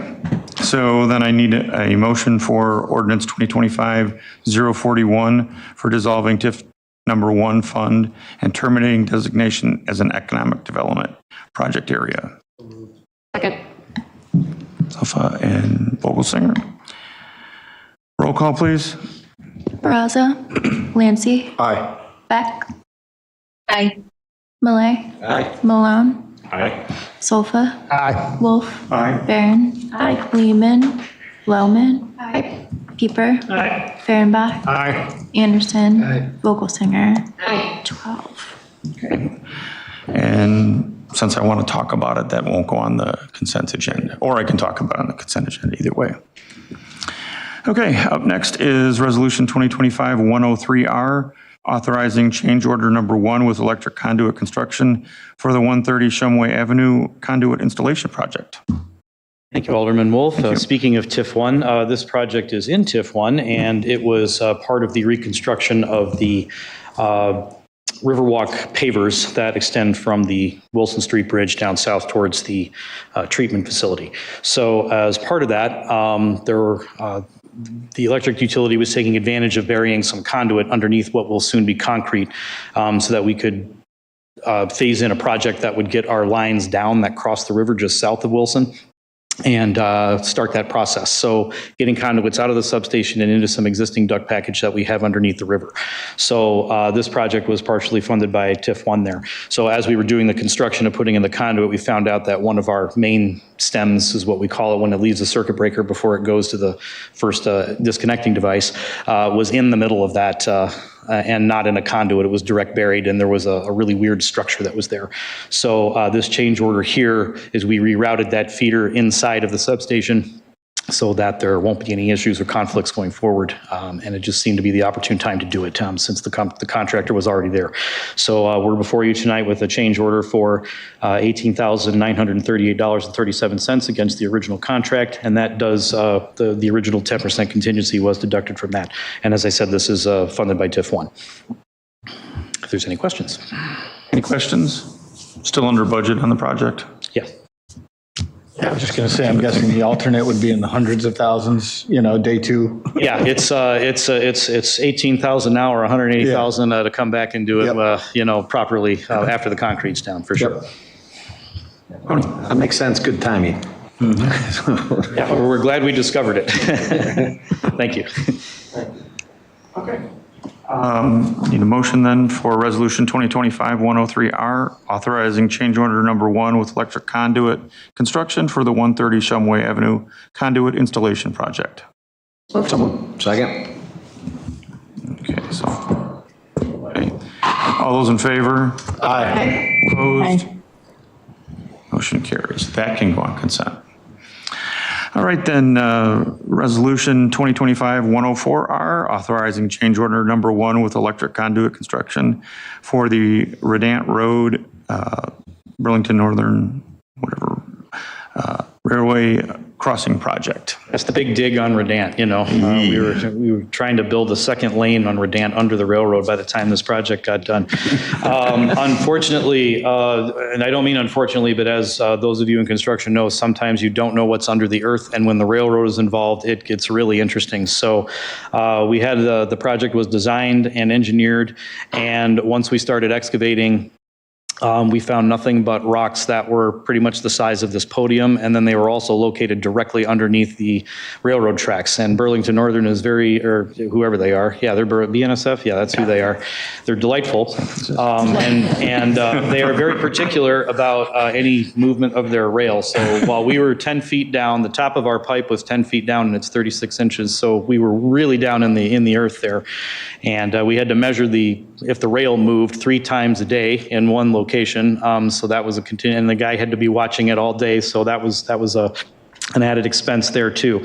So long story short, which is too late, we had to extend our casing a little bit farther to the north, which added some additional costs, additional excavation, additional conduit and grouting for inside of that steel casing that goes under, and also some really, really, really big rock removal. It was like a scene out of Chernobyl, except they had clothes on. And it was just drilling with these huge, massive drill bits that you thought that they were drilling a tunnel. So, sorry, Alderman, I went off script there. It's but okay. Anyway, so tonight again, the overall budget amount in our budget is for $800,000. The original contract amount was for $355,000, and we're before you with a change order tonight, just shy of $194,000. So we're still within budget, and we're just modifying the scope of this project right now to account for this, and then we'll budget in future years to continue along Redant with our 35 kV work. Have any questions? And you're exactly right. You don't know what's underground until you get there. You know, and even as good as our GIS stuff is, I weren't gonna at find locating rocks. things we had before, it doesn't find rocks, and it doesn't find bad things in your way. And I totally get what the railroad's questions are. And I understand their particularness. Appreciate that, but they don't want the rail heaving, you know, in 10 years after we're under there. So, okay, questions? Just a comment, just like Alderman Malay said in the last one, the main thing is we're still under budget on this, so it's better to just address it correctly and not have to worry about it in the future. Yeah, and this is correct. one I of those agree. projects that you're not going to stop because that happens. Yeah, like I said, we just altered the scope. We were going to continue our conduit work a little bit further north, and we're just going to pause that and get to a good stopping point, and then we'll budget for that another year and keep going. No further questions. I'll look for a motion for Resolution 2025-104R, authorizing change order number 1 with electric conduit construction for Redant Road crossing project. Moved. Second. Was Lancy, and who had? Malay. Okay. All those in favor? Aye. Opposed? Okay. Motion carries. Thank you all.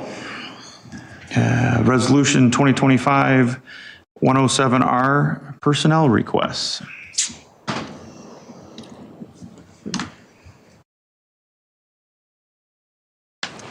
Good evening. Good evening, everybody. Just a little background on this for some of the newer folks on the council. Back in 2023, we had put together the 2024 budget and asked for this position.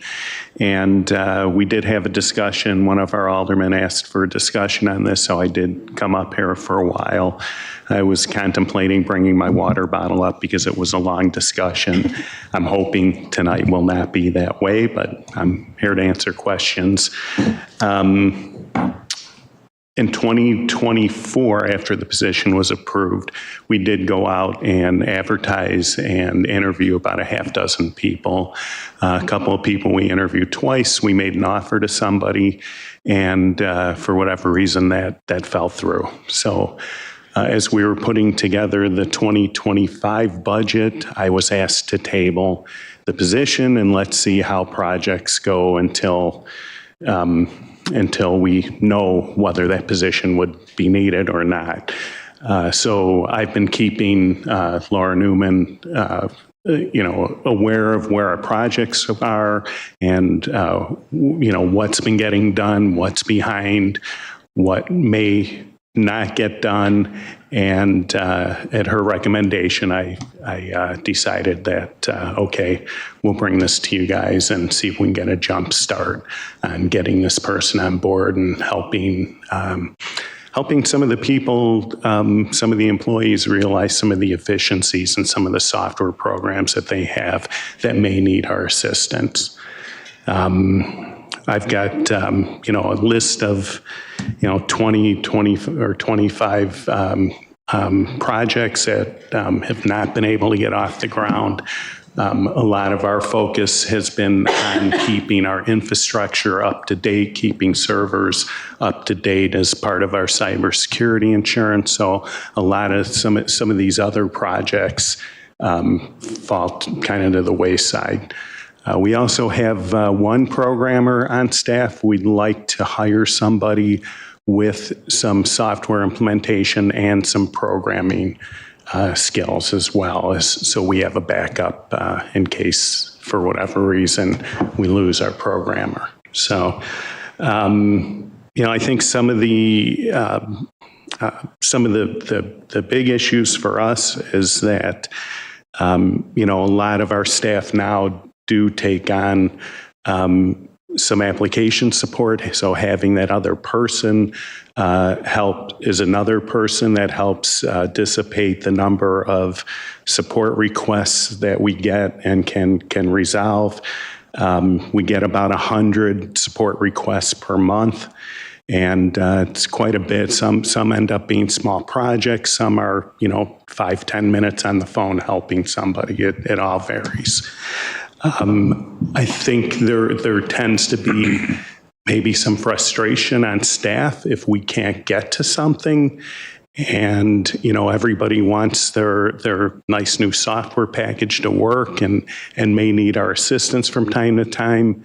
And if we're in the middle of a project, what can happen, I'm not saying it happens all the time, is people tend to move forward with their project and then they get stuck and the situation becomes more urgent where our staff has to drop something else, which delays other projects to help them and get them to move forward. So as we add more technology year in and year out, I really feel that this is a position that's necessary for the city. So if I can answer any questions or. Yeah, I don't have a question, but I would like to make a statement. I work in the middle of all this upstairs. They got me surrounded up there. And every office adjoining me, there's somebody with a computer doing great things with technology. And I didn't know that much about it, still don't know. But what I've seen is all these other people in the city, even some other cities calling up, wanting to talk to Howard and his staff about questions that are going wrong in their town, because Batavia seems to be the place to go that has people that know what's going on. And if he can strengthen that staff, which he's done already several times, we're going to be at the top of the pile here with all the good stuff going on. So I would highly recommend the council seriously consider this, because this is good stuff, and it's the way the world's heading, and it's the way we want to make Batavia be at the forefront of things that are right for the community. And these guys are doing it all right. I'm hard pressed to think, as I'm sitting here listening to him talk, I'm trying to think of what did that group ever do that went wrong? And I'm hard pressed to think of a bad thing. I mean, not a bad thing, but anything. These guys are top notch, and we need to do everything we can to bolster that group already, which is already about as good as it can be. Mayor, there may be a few things, but we'll keep that to ourselves. I remember when you were here last time, it was a lengthy conversation. You're absolutely right. I felt comfortable then. We tabled it. You've clearly proven that it is a need, so I'm 100% comfortable with going forward with this now. Thank you for coming back and putting this all together. I'm going to vote for it, but just a thought.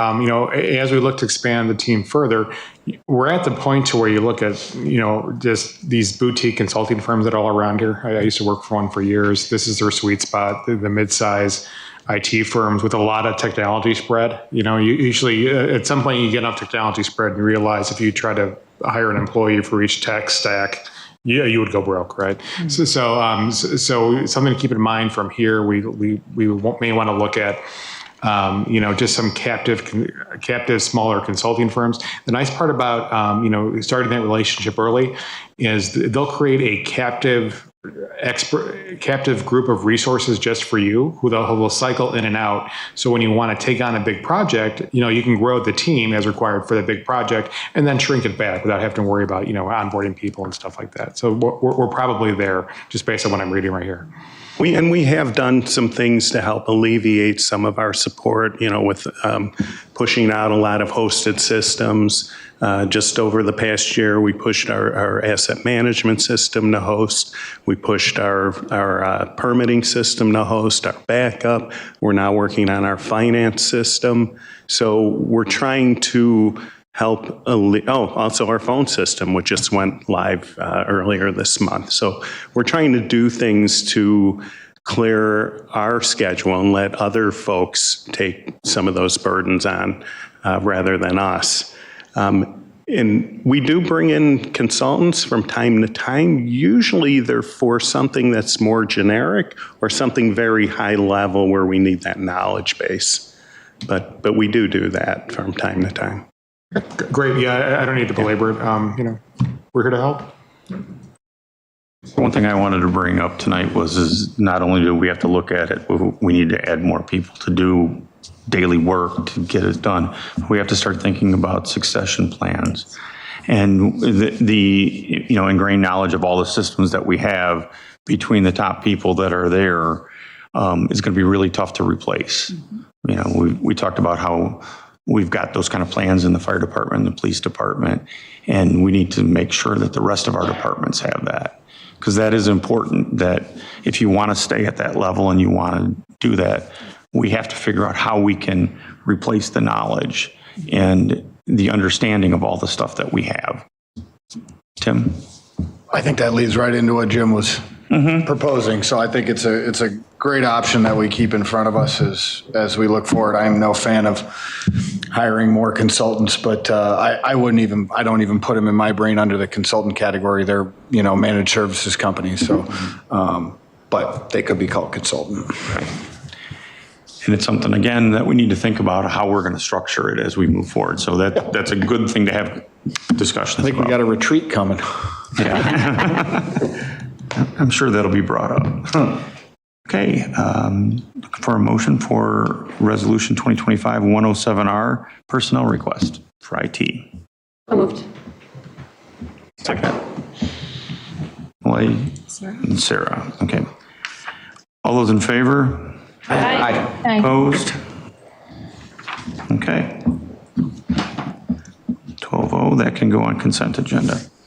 6.8 is a discussion on the City of Batavia Municipal Electric Utility Energy Policy. I can't open it on my phone or on here. Hello, all.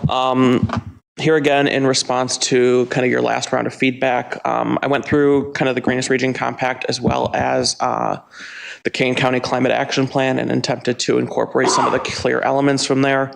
For example, just a couple of things that you'll see in there are when we talk about renewable generation facilities, part of the Greenest Region Compact is to explore city and other government facilities for siting those facilities. That's something that you'll see in there.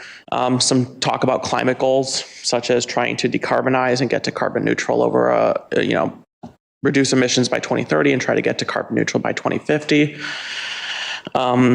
Strong supportive demand response programs, things like energy efficiency are all lumped under this concept of demand response, trying to, at certain times of day, get people to use less power or just in general, use less power.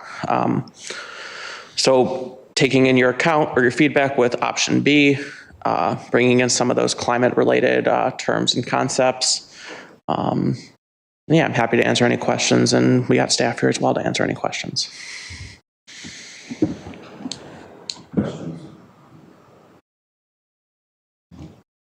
Silence never happens. Jen? I'll just add a little bit. I know that, and my thing went down, so this is all from memory. I think you were talking about like hitting a certain metric of green energy by a certain frame of mind. When I think of a policy, I don't see that as part of a policy. I see that more as like a goal because it's a SMART goal. And so when I look at policies, that's not something that I would see in there. It's more of a general, like, kind of like guidelines that we provide of what is going to be followed. So I just, for me, that just stood out as something where that just doesn't seem right in there, that we're spilling out a specific goal, because we don't know what could be changing in the next 10 years. And then if this is something that's updated in 10 years, because I think that's what it is it 10 years or 5 years? So the policy can be amended kind of on whatever timeline you choose as a city council. The understanding is an IRP, the Integrated Resource Plan, that's supported by this policy. Generally, what you do is you revisit it in either 5 or 10 year increments. Legislation has different requirements for how often you revisit it. But best practice generally is to check in every 5 or so years and be like, where's our situation? Where are we at? Do we need more power, less power? Do we need to do more demand response, et cetera? And even within the policy I've shared with you all, we tried to draft it to be clear that this is a goal we have. One of the things that you'll probably find rather difficult is to reconcile current market economics with your policy. I'll just be very blunt about that. The state is pulling us in one direction towards renewable energy, towards decarbonization, and the federal government is trying to pull us the other direction and ending a lot of tax credits. So as we move forward, you'll set your policy, but you're going to find that trying to balance all the things you find important is rather difficult. And so putting it in there, we shared this draft with Brattle the other day, and one of their questions is like, are we talking just energy sector emissions? Are we talking full sector transportation? All these kind of other things that are community level. But like I said, it's going to be a very big challenge to meet those goals, but nonetheless, you're free to set any goals you want and to try to make as many decisions as you can to move them that direction. But I see that outside of the policy. And I see a policy as more something broad, and then you set goals outside of what that policy is to work towards. Especially with the challenge that you speak towards, that we have two conflicting factors that are pulling us apart. And if we try to be too rigid on that, I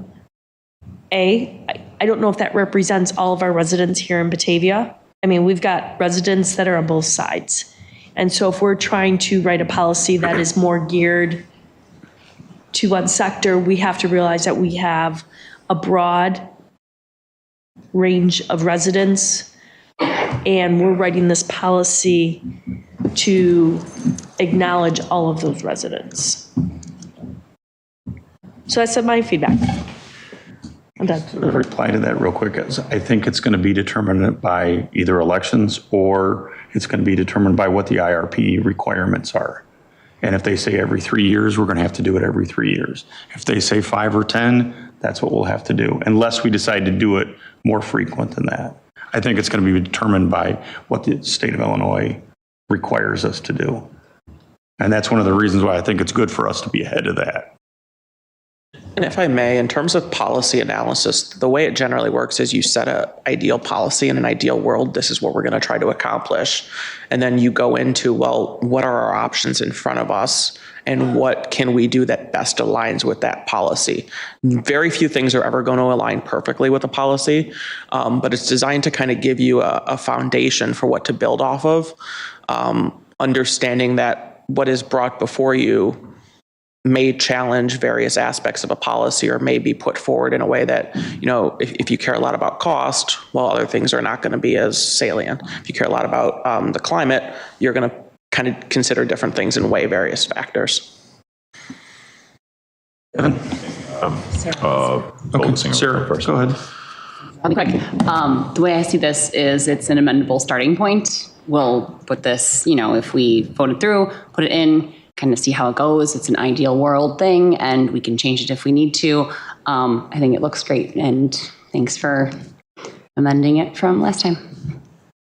Yeah, I'll echo similar sentiments there. First off, thank you for taking what maybe felt a little disjointed and pulling in a lot of directions and condensing it down into something that is useful. And looking at this, I see the usefulness of it as a policy. It'll help me as a council member, and I hope the other council members consider what to think about as I think about energy policy. For those reasons, I think we've really gotten a pretty good, we can't let the perfect be the enemy of the good, but we've got a pretty good policy here that's going to guide this council and maybe more importantly, future councils on the commitments we've made, the ideas we want to value as we consider tough choices in the future. So thank you for putting it together. And I think I'm going to be supporting this as drafted. Yeah, I wanted to motion to approve it as a draft as well. Is that the next step? Yes, okay. Thank you for all of the suggestions that you incorporated into here. Chris, I know you had your hand up. I just want to say policies, just in the real world, policies are not meant to be like the definitive standard. They're just meant to be guidelines that you try to utilize when making decisions moving forward. They're not set in stone, and they don't define what every decision needs to be. I second. Got a motion and a second. So by Lohman and Malay, and we'll do voice vote on that. All those in favor? Aye. Opposed? Motion carries. Okay, Abby, can you hear me? Yes. I didn't believe you had nothing to say about that. I know, and I didn't get my microphone off in time to say aye. So aye. Thank you, Max. Okay. All right, thank you. And now we move on to city council updates. Project status, Laura? Well, it seems appropriate after Howard's presentation to talk about some of the things that have been going on in information technology. Howard mentioned that they're just wrapping up the last little details of the phone system replacement. That has gone extremely smoothly. We're using Zoom API, and while it has a lot of the similar functionality to our previous Cisco system, I think most of us have said that the clarity between this phone and the other phone is like amazing. And then just the availability of being able to use our computers versus our phone, have our emails all transcribed into our voicemails transcribed into email is incredibly helpful. And his team did a great job of the carryover was like without a glitch. So kudos to your team on that. Also, they are moving forward with a project to upgrade the network switches used by the electric utility and also the switches for the network that connects Batavia to other Tri-Cities and Tri-Com for public safety applications. Ed Larson has attended the GMIS Illinois meeting on August 15th, and the topics included implementing Center for Internet Security, security controls, and AI, and then also to maintain GIS capabilities during emergencies and to account for the possibility of a network outage. The IT team put together some additional items at our Emergency Operations Center at the Fire Station 2 on the west side. In Public Works, the resurfacing work is continuing this week, and sidewalk work is scheduled for after Labor Day. The roof construction at the Government Center here should be underway before the end of August. The construction that's being done for the food pantry is on schedule. So as their lease ends on Redant September 18th, we are looking at meeting our goals of getting them moved over to 916 First Street, and look forward to all of the celebrations that we will have that we've been able to successfully move the food pantry into what is just a fantastic facility for them. They're so excited. Like a grand opening? Oh, yeah. Okay. Oh, yeah. And we'll invite all of, not only all of you are elected officials, but at the state level. And then also looking forward to inviting Lauren Underwood.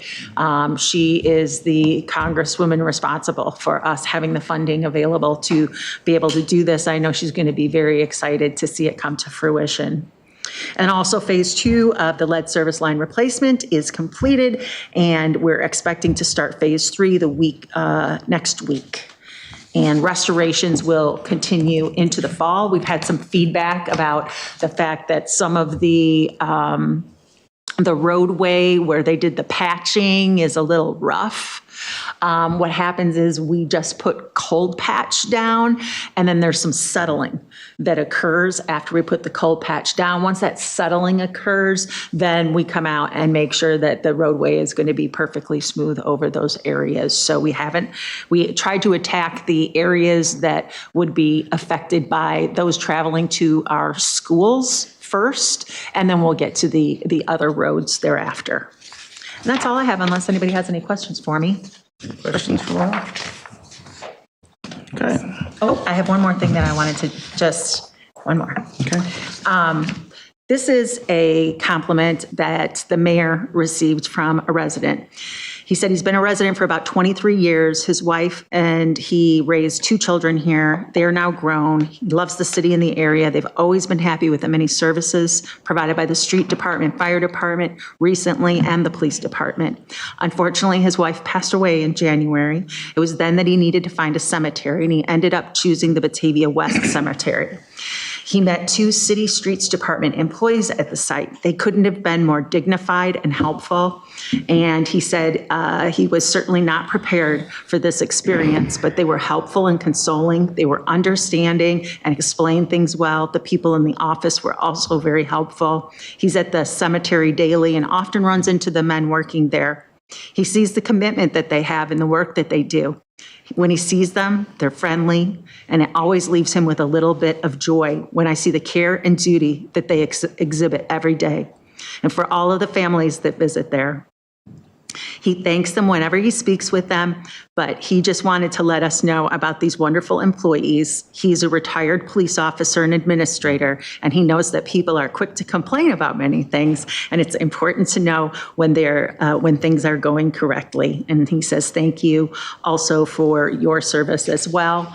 I just wanted to point out that we have some employees, long-term employees, Wayne Gullickson and Josh Anderson, who are longtime employees who take care of our cemetery. And then we have a couple of new employees as well, Josh Tooley and Drew Lunn, who are out there. And it's kind of unusual for a city to own the cemeteries and take care of them. But I think it's just another really special thing about Batavia, and the employees who take care of those spaces are very dedicated and keep in mind that the families who are and the friends who are visiting deserve to have everything look as perfect as possible, and they have a lot of compassion for what they do too. So that's it. Nice to hear. Any other business? Anybody have? Okay, then I need a motion for executive session for collective bargaining and purchase and sale of electricity. Okay.